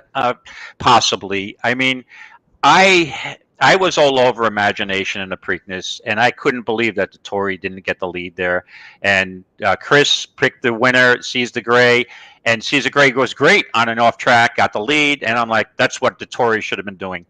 Now, in retrospect, I'm not sure Imagination really wants to go a mile and 3/16. Maybe didn't like the off course at all, but now is cuts back in distance, been working just as well as Prince of Monaco.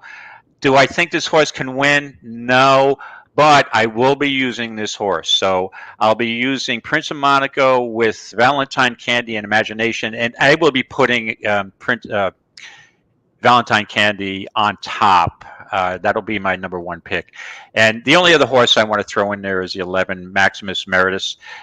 This horse to me, is going to be right. The distance is going to be right up this horse's alley. Won back at Parks on a muddy track and handled the mud on a good track. Ran a nice second to Doncho, who is a well-regarded horse. So those are horses for me. We've got 4, 7, 3, 11. Excellent. And I'll just say you talked about tossing the 1. I just don't know what to make of the 1. And I know Chris will say I can make a hatted brooch or a pterodactyl here, but I don't know what this horse's level really is. I don't know how good it faced in Saudi. Typically horses that like Tampa, they tend to not always translate Tampa form to other tracks. but look at the margins this horse is winning by, and that's why I'm saying I'm kind of curious, and I just don't know what to make of it. But yeah, even though, I looked at this horse. To me, this horse is a throwout, only because Tampa, that 7 furlong race won by 12, but this horse was a 1-10, right? And the competition there was not much, and to me, it was a rather slow race. So I'd let this horse beat me. From the rail at 7 is a little can be very tricky at 7. If you don't go, you got to get the right stalking trip, and I think this field is just too strong for this horse. I agree. All right, Oldie, let's get over to David's favorite, which is 5.5 furlongs on the turf. I know these. I know you love these. Is there a Clement horse in here that you like? Because as a matter of fact, it happened to me again. I missed a Clement horse. I didn't bet, and then Clement won. Then 2 races later, I bet Clement, and the horse never lifted a hoof. So the jinx continues, but we're going to try to break it this weekend. Oldie, we do have that horse to watch there with the gold search indicator badge. ROI here is 7% on this horse, so certainly one to look at. Why don't you start there? And while Oldie gets going here, hit the like button, everybody. We would appreciate that. That thing that Oldie can make, a pterodactyl, can also hit the like button. Yeah, and I'll say here, so I don't particularly like Cockburn here.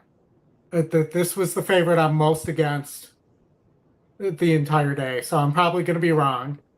But I thought that Cockburn's vulnerable here on the front and back end of this race. So, the question really is who's going to get the lead. No Name Mats, needs the lead and hasn't proven to be that good, and Colonial form doesn't translate. We've talked about that many times. I will tell you, though, I am a little interested in Coppola because Zayas is riding. And, normally you put me anywhere near a Dale Romans horse and I'm running the other way.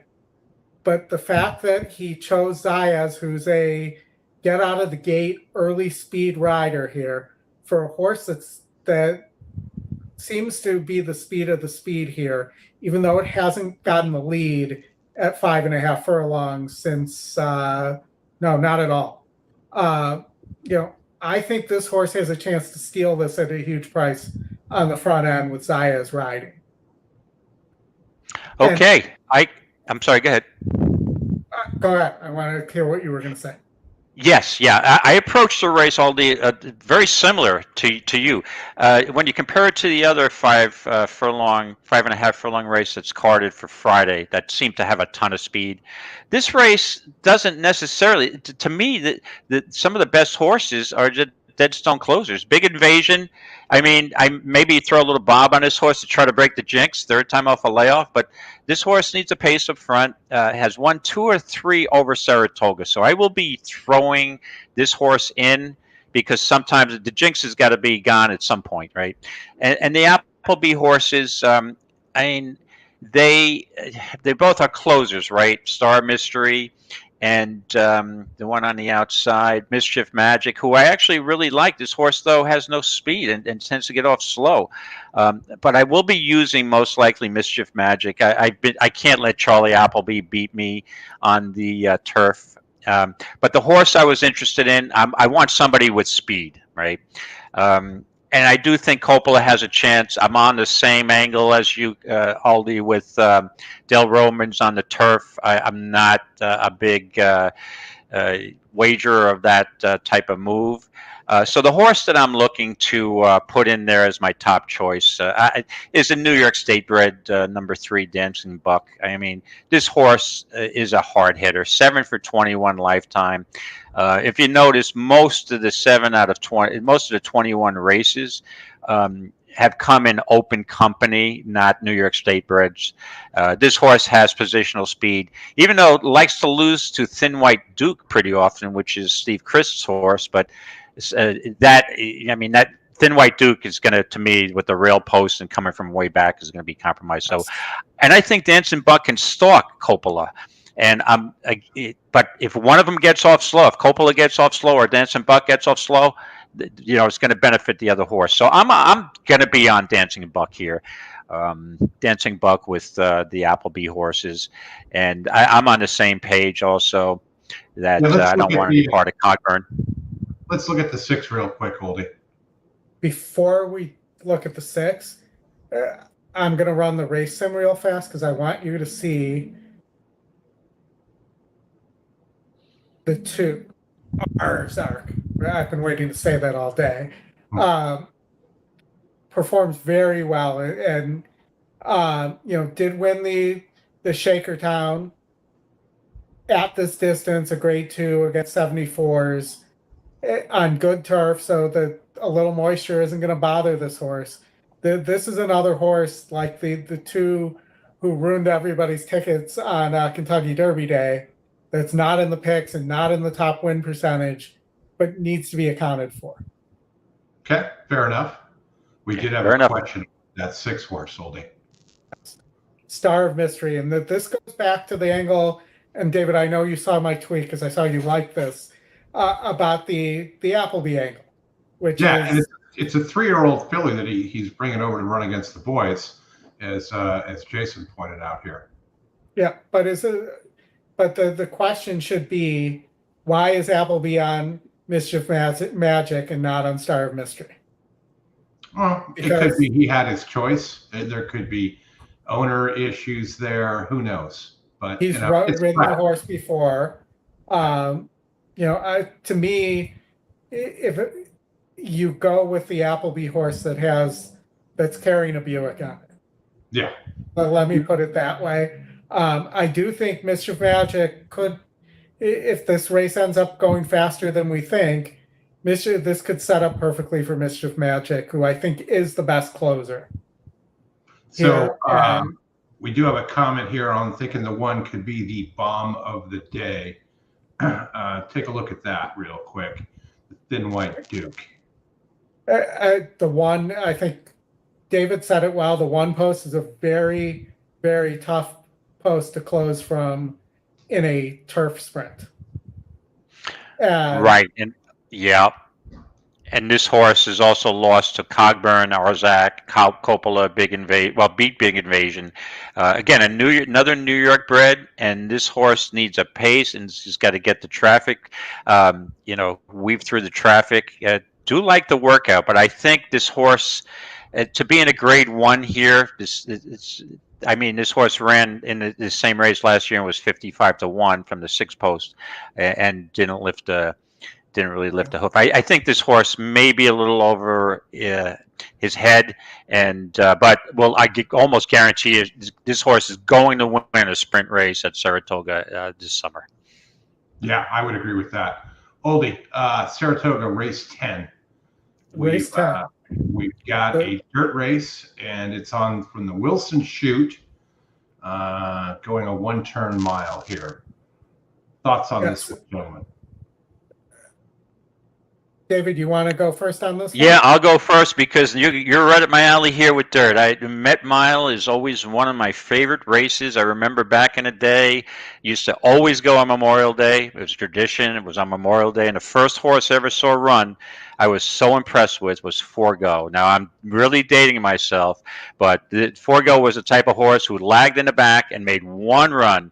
And look, this horse was gigantic and would always close on the outside, never wanted to go to the rail. And you'd be like, this race on the far turn, no shot. This horse is too wide and too far back. And all of a sudden, this seems the last 16th of a mile, Forgo would kick it into another effing gear. Like, whoa, what the hell was that in the last couple of strides? But yeah, so Met Mile and me have, again, Frosted. I was there right on the rail watching Frosted romp by 15, 16 lengths. So it's a big race for me. That being said, I prefer it being Memorial Day, but here it is. But yeah, the horse, I really love a horse in this race. And to me, I'm going to use 2 horses here. The horse I really am keying on is the 3 post time. This horse has done nothing wrong. This horse is 8 out of 10 lifetime, with primarily wins at on the Maryland circuit. Had one run at Keeneland, and did get beat there in the small stakes to raise Cane to Perryville at 7. But this, I originally thought this horse was just a Maryland freak and is never going to win a race anywhere else. But that win in the Carter did impress me, even though the field was not that strong. But this horse just seems to run every time.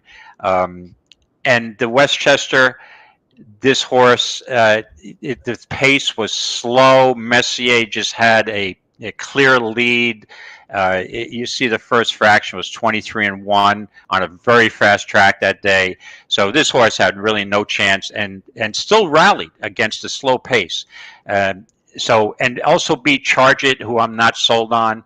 So I'm not, again, White Barrio coming back from the Saudi Cup. I mean, give me a race. I think I'd rather see White Barrio later in the summer, and I'd be interested. Blazing Sevens, I'm not really a big fan of. So to me, it's all the post time over National Treasure, who will have stalk and get the lead, and it's a 2-horse race, either post time or National Treasure. I'm hoping to get post time home.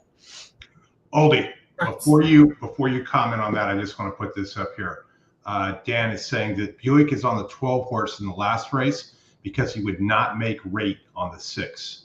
That could be the answer. Okay, that could be very good. Thank you for the clarification, Dan. Yeah. Great, thank you. All right. So while I comment, I'm going to run the race sim. Because if you look at my notes say on the 3, second choice race sim upset special. I will tell you, I hate National Treasure here. I think National Treasure, with the exception of that one Pegasus effort, National Treasure is pretty much always needed the lead. And if Hoist the Gold gets the lead here, I think it's problems for National Treasure. Okay, I want to add one other thing about National Treasure. Last year I did a show, Breeders' Cup, I believe, with you guys or Scotty, and I was the only guy who liked National Treasure. I'm like, I was always waiting for National Treasure to run at a mile. I don't think this horse wants to go on 2 turns. The only reason that National Treasure won the Preakness is a weak field and no one else wanted to lead. So, having this horse go 1.8 miles, 1.25 miles, I'm like, when it cut back, I mean, ran the best race that he's ever run on the dirt mile and got, I thought he was going to beat Cody's Wish, and that was a game race. So I think this horse, his mile is his best distance. And and again, the concern with me is that the trip back from Saudi, right? So that's why I'm putting post time, hoping that post time. National Treasure may be a little short here, and but those are the 2 horses for me. So again, we'll see, but National Treasure definitely steps up in class here a little bit too. And not in my picks, but I have to mention the fact that Hoist the Gold is 42% here. I don't know why it's 42%. I believe there's an effort missing in here, because didn't it win in Maidan? But Hoist the Gold, maybe steals this on the front end. But I think Hoist the Gold is more of a 1-turn horse than a 2-turn horse, in my mind. But it is 42%. If you're getting 15-1, it's also 26% in the horses to watch, top win, top pace. So those are things you should at least pay attention to if you get close to the morning line rather than the morning line. I wouldn't take 5-1, but at 15-1, it's probably worth a win place show. Right, and Hoist the Gold too. The thing I noted, Aldi, is that this horse ran by far its best race on a off track, and when it got to the speed favoring track that day was Cigar Mile Day last year. I know for a fact because I was in a tournament, and when I finished second, somebody nipped me for an NHC seat. So I didn't have Hoist the Gold. But this horse freaked on a muddy track, and no one else got the lead. The other races are good, but I'm never won at Saratoga either with 4 tries. So I think I prefer National Treasure over the 5. What do you guys think of this one-turn configuration at Saratoga? Me personally, I'm not a big fan of it because you always end up with fields like this. Because if you put a full field there, it's almost like Gulfstream on a one-turn mile or a mile and an eighth race. When you get too far outside, it's almost impossible to win.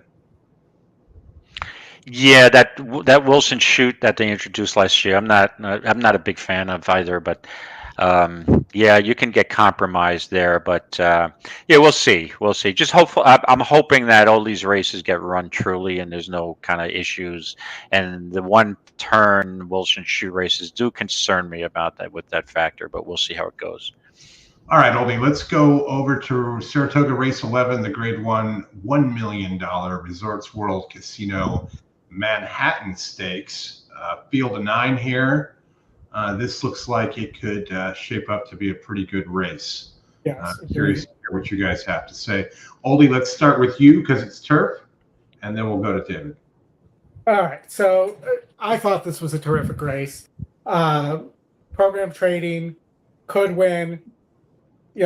Pretty much an undefeated horse with the one exception. So not an undefeated horse, but has shown speed in the past, has won on dry and wet tracks.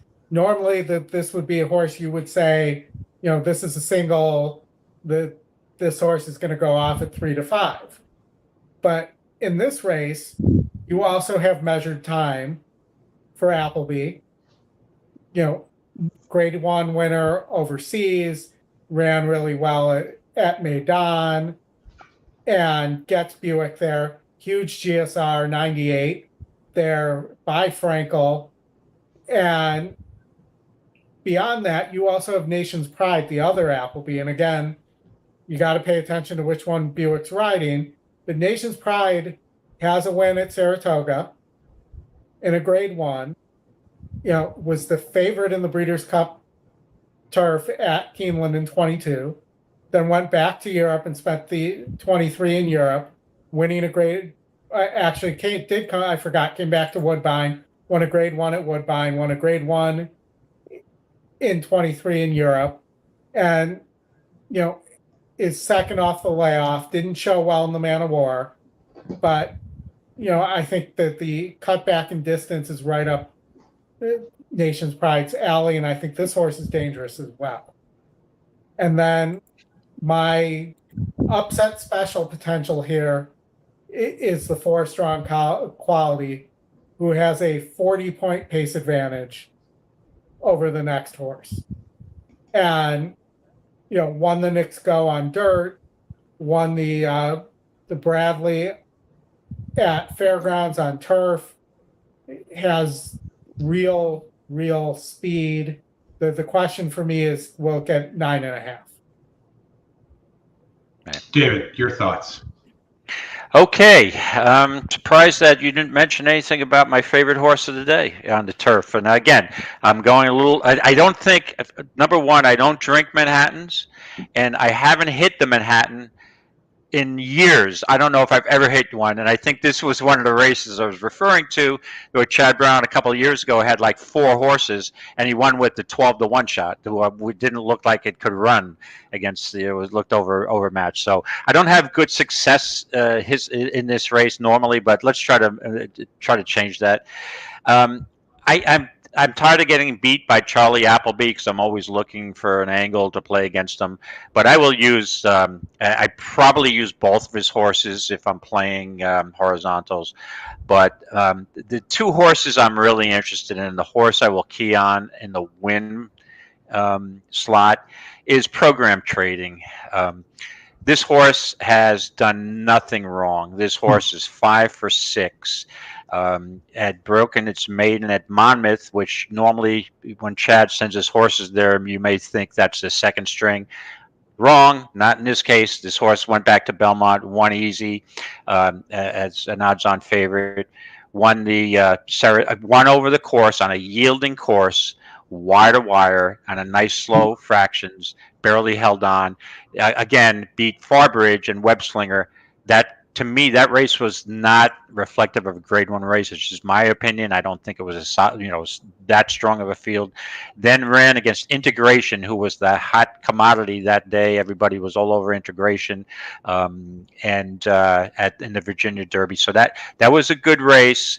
Then comes back, wins the Grade 1 in December at Del Mar, at the Hollywood Derby, and then wins again the Turf Classic at Grade 1. Now, the Turf Classic Grade 1 and the Hollywood Derby were those really, really strong fields. I'm not sure, but it's similar company. And also in the Hollywood Derby, beat Silver Knot, who ended up beating Nation's Pride in the race, most recent race back at Belmont. So that's the horse I'm all over. I mean, I'm going to be all over Program Trading. 1 for 1 on a course and can handle yielding or firm. And the only other horse I wanted to try to throw in there is the other Chad Brown. I'm very busy. This is Chad's spot with 2 Charlie Appleby's. He'll find some way for this horse to come running. Our 4th race off a layoff was favored against Program Trading in the Turf Classic. Those were good courses. This horse seems to be far back and was, he had, weaving through traffic in that last race. I think Ortiz is going to have this horse positioned well from that cozy inside post, and I think this horse has a nice shot at 9-2. So I'm going to use my top pick would be 5 Program Trading over I'm Very Busy and the 2 Appleby's. So that's how I'm looking at this race. Oldie, final thoughts on this before we move to the Belmont. Feeling is for the dead closer, so 3 and below here. There's just not enough pace in this race. So the 3, 1, 8, and 6 for me are tosses on the win line for sure. If they weren't, I think the 6 is somebody that you have to account for, but is the type of horse that if you look at its European form, just misses every time. And this looks to me like another just miss. Yeah, I the only thing I'd say about that, Oldie, is getting John Velasquez today, and I think he might be the one that could get that one over the hump. But I think you're right in terms of not enough pace, but we will certainly see. Let's get over to our last race of the night, the Belmont Stakes at Saratoga, where we're going 1.25 miles this year and not 1.5 miles. So changes it up a bit. Curious to see where you guys end up on here. I think there's a number of different directions you can go. There certainly, I think, a stacked field, but let's start with David because we're on the dirt. Okay.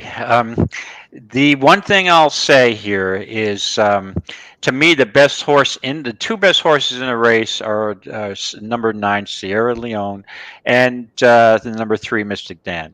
However, in this race, I'm looking for a price. So I acknowledge that those are the 2 best horses. I have issues with both of them, especially I'm a little concerned with Sierra Leone coming from so far back. I think I pointed this out before. In my opinion, 1.25 miles at Saratoga, and again, a 2-turn race, 1.8 miles and 1.25 miles races, it always seems to be you got to be close to the lead. I don't really see horses closing from so far back. And again, moisture in the track is going to be a factor, so I might have to call an audible. But I'm going to try to beat Sierra Leone, and I will use Sierra Leone defensively in triples and exactas. And Mystic Dan, I would almost guarantee will hit the top 4 somewhere in some position. I'm trying to beat Mystic Dan. I don't want Mystic Dan on top. If I can try to beat that horse, I mean, if I got 5-1 though, it was post time and they're loading in the gate, and I'm getting 5-1 on Mystic Dan, I probably would run up and put a bob on it because I think that morning line is. I mean, you get a Kentucky Derby winner at 5-1 and didn't like the track, and almost still won the race at in the Preakness. Yeah, I could see that. But the 2 horses, Chris, I'm wanting to use here. I'm going to mention the first one, who's the longer price, and that's Dornick. Now, I'm very concerned. You know, Dornick. People, I've listened to some public handicappers, and they seem to forget that Dornick actually beat Sierra Leone back in the Remsen. Now, it was a little bit of a weird track that day. It was muddy, and it was speed inside favoring.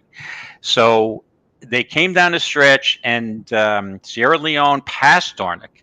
And you thought, okay, well, Dornick ran a good race. And all of a sudden, Dornick battled back along the inside and came back and nosed out this horse. That led me to believe that this horse has heart as a competitor, but was it the track bias more? So I thought it was the track bias. So going forward, I didn't use this horse in a bluegrass. I wanted to say, hey, show me another race on a fast track that you could get it done. And because this horse definitely took advantage of the bias or the muddy track. So with that being said, this horse didn't really fire in the bluegrass, but in the Derby, this horse drew the 1 post, which we all know is a kiss of death, right? Really impossible position. If you don't get out from that mile, from that inside post, unless you're a dead stone closer, you're probably eliminated. This horse is not a dead stone closer. This horse has to be either on the lead or pressing the pace, so you can throw that race out. I want a Kentucky to win the Belmont. Any horses who are in the Derby to me where you can cross them out because they had a bad trip. I'm on it. Okay, and this horse had a second over the track on a sloppy track, and who did Dornick lose to on a sloppy track? In his maiden adventure was Seize the Gray. How about that? These horses are right together. So this may be another 2-speed number here. I'm not sure, but I'm not using Seize the Gray. You got to show me that you could do it on a track that wasn't speed favoring and where no one else got the lead.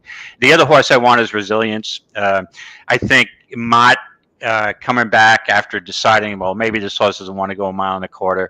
I like that move. Third time in blinkers. I really like the wood. Now, granted, the wood wasn't the strongest wood ever. I just think this horse sits closer to the pace. I want a horse here that's going to be close to the lead. I don't want a dead stone closer. So I'm using Dornick, Resilience with Mystic Dan, and then throwing Sierra Leone in my 4th position. So that's how I'm looking at this race. And Dave, Chuck Brower, friend of the show, he's up there right now, and he's, like he said here, 50 years of watching the races at Saratoga. You want to be on or near. Totally agree. Yes. Yeah. So, Oldie, thoughts, disagreements? What can you make out of this race? Well, I've already made a hat. I've already made a brooch. So I'm going to make a pterodactyl out of this race. All right. So just looking at my notes here on the 3 Mystic Dan, I said Mike said a preferred pocket trip again, just like in the Derby. But will he have the kick, or will he be tired from having run the 3 races instead of having taken a break in between? That's my question on Mystic Dan. I think if you're getting 5-1 on Mystic Dan, which I don't believe for a second you're going to get 5-1 on Mystic Dan here, but if you are, run is what I would say. I love Dornock. Dornock was my Derby pick. Didn't break. Going to happen in the Derby, especially out of the one post. I think the question for me on Dornock and Seize the Gray, I only want one of them, and I only want one of them to break well. If either one of them breaks well and the other doesn't, there's a good chance that horse is gone. Dornock has a habit of not breaking well, so I'm going to say it's more likely to be Dornock here.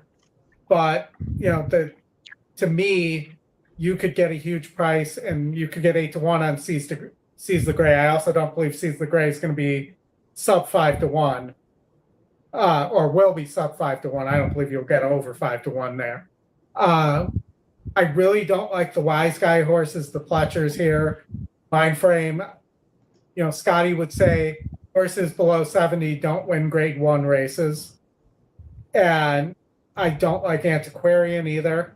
I would have liked to seen a better effort in the Peter Pan, and yes, won the Peter Pan, which is a grade 3, but I would have liked to see the horse win by more than less than a length to have the, let's say, the ability and distance here.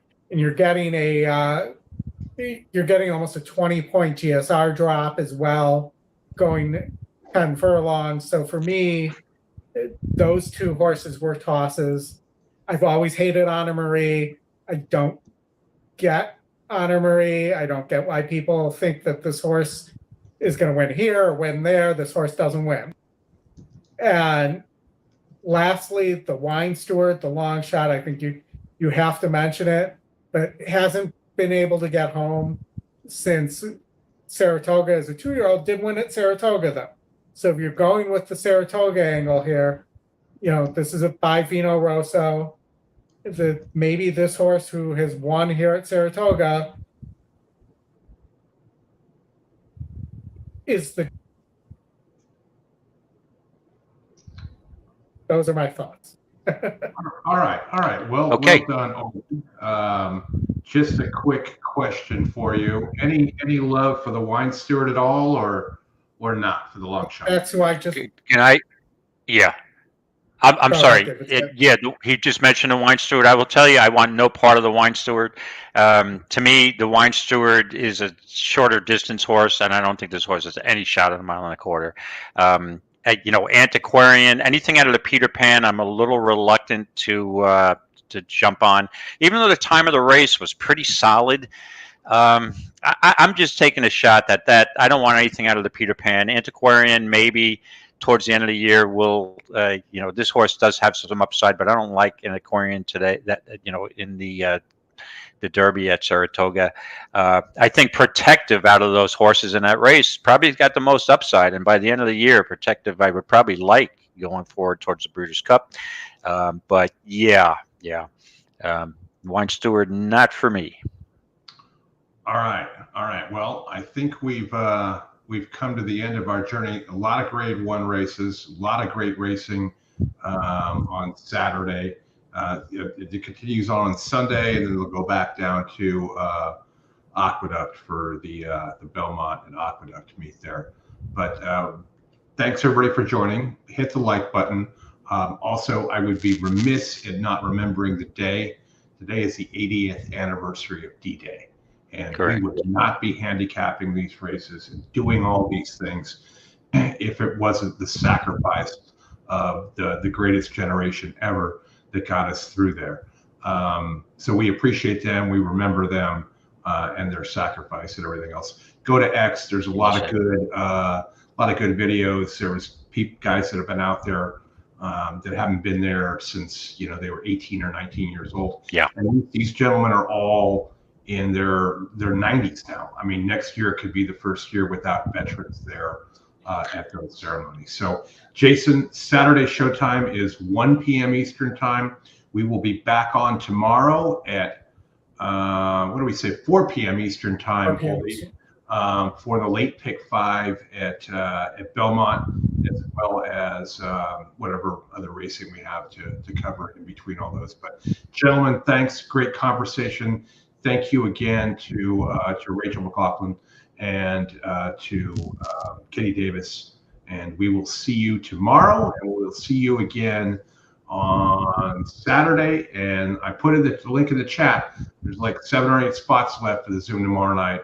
We've got a BCBC winner that'll be in that Zoom with his plan for Saturday's attack at the races and how he approaches that and to try and get the best ROI possible. Gentlemen, good evening.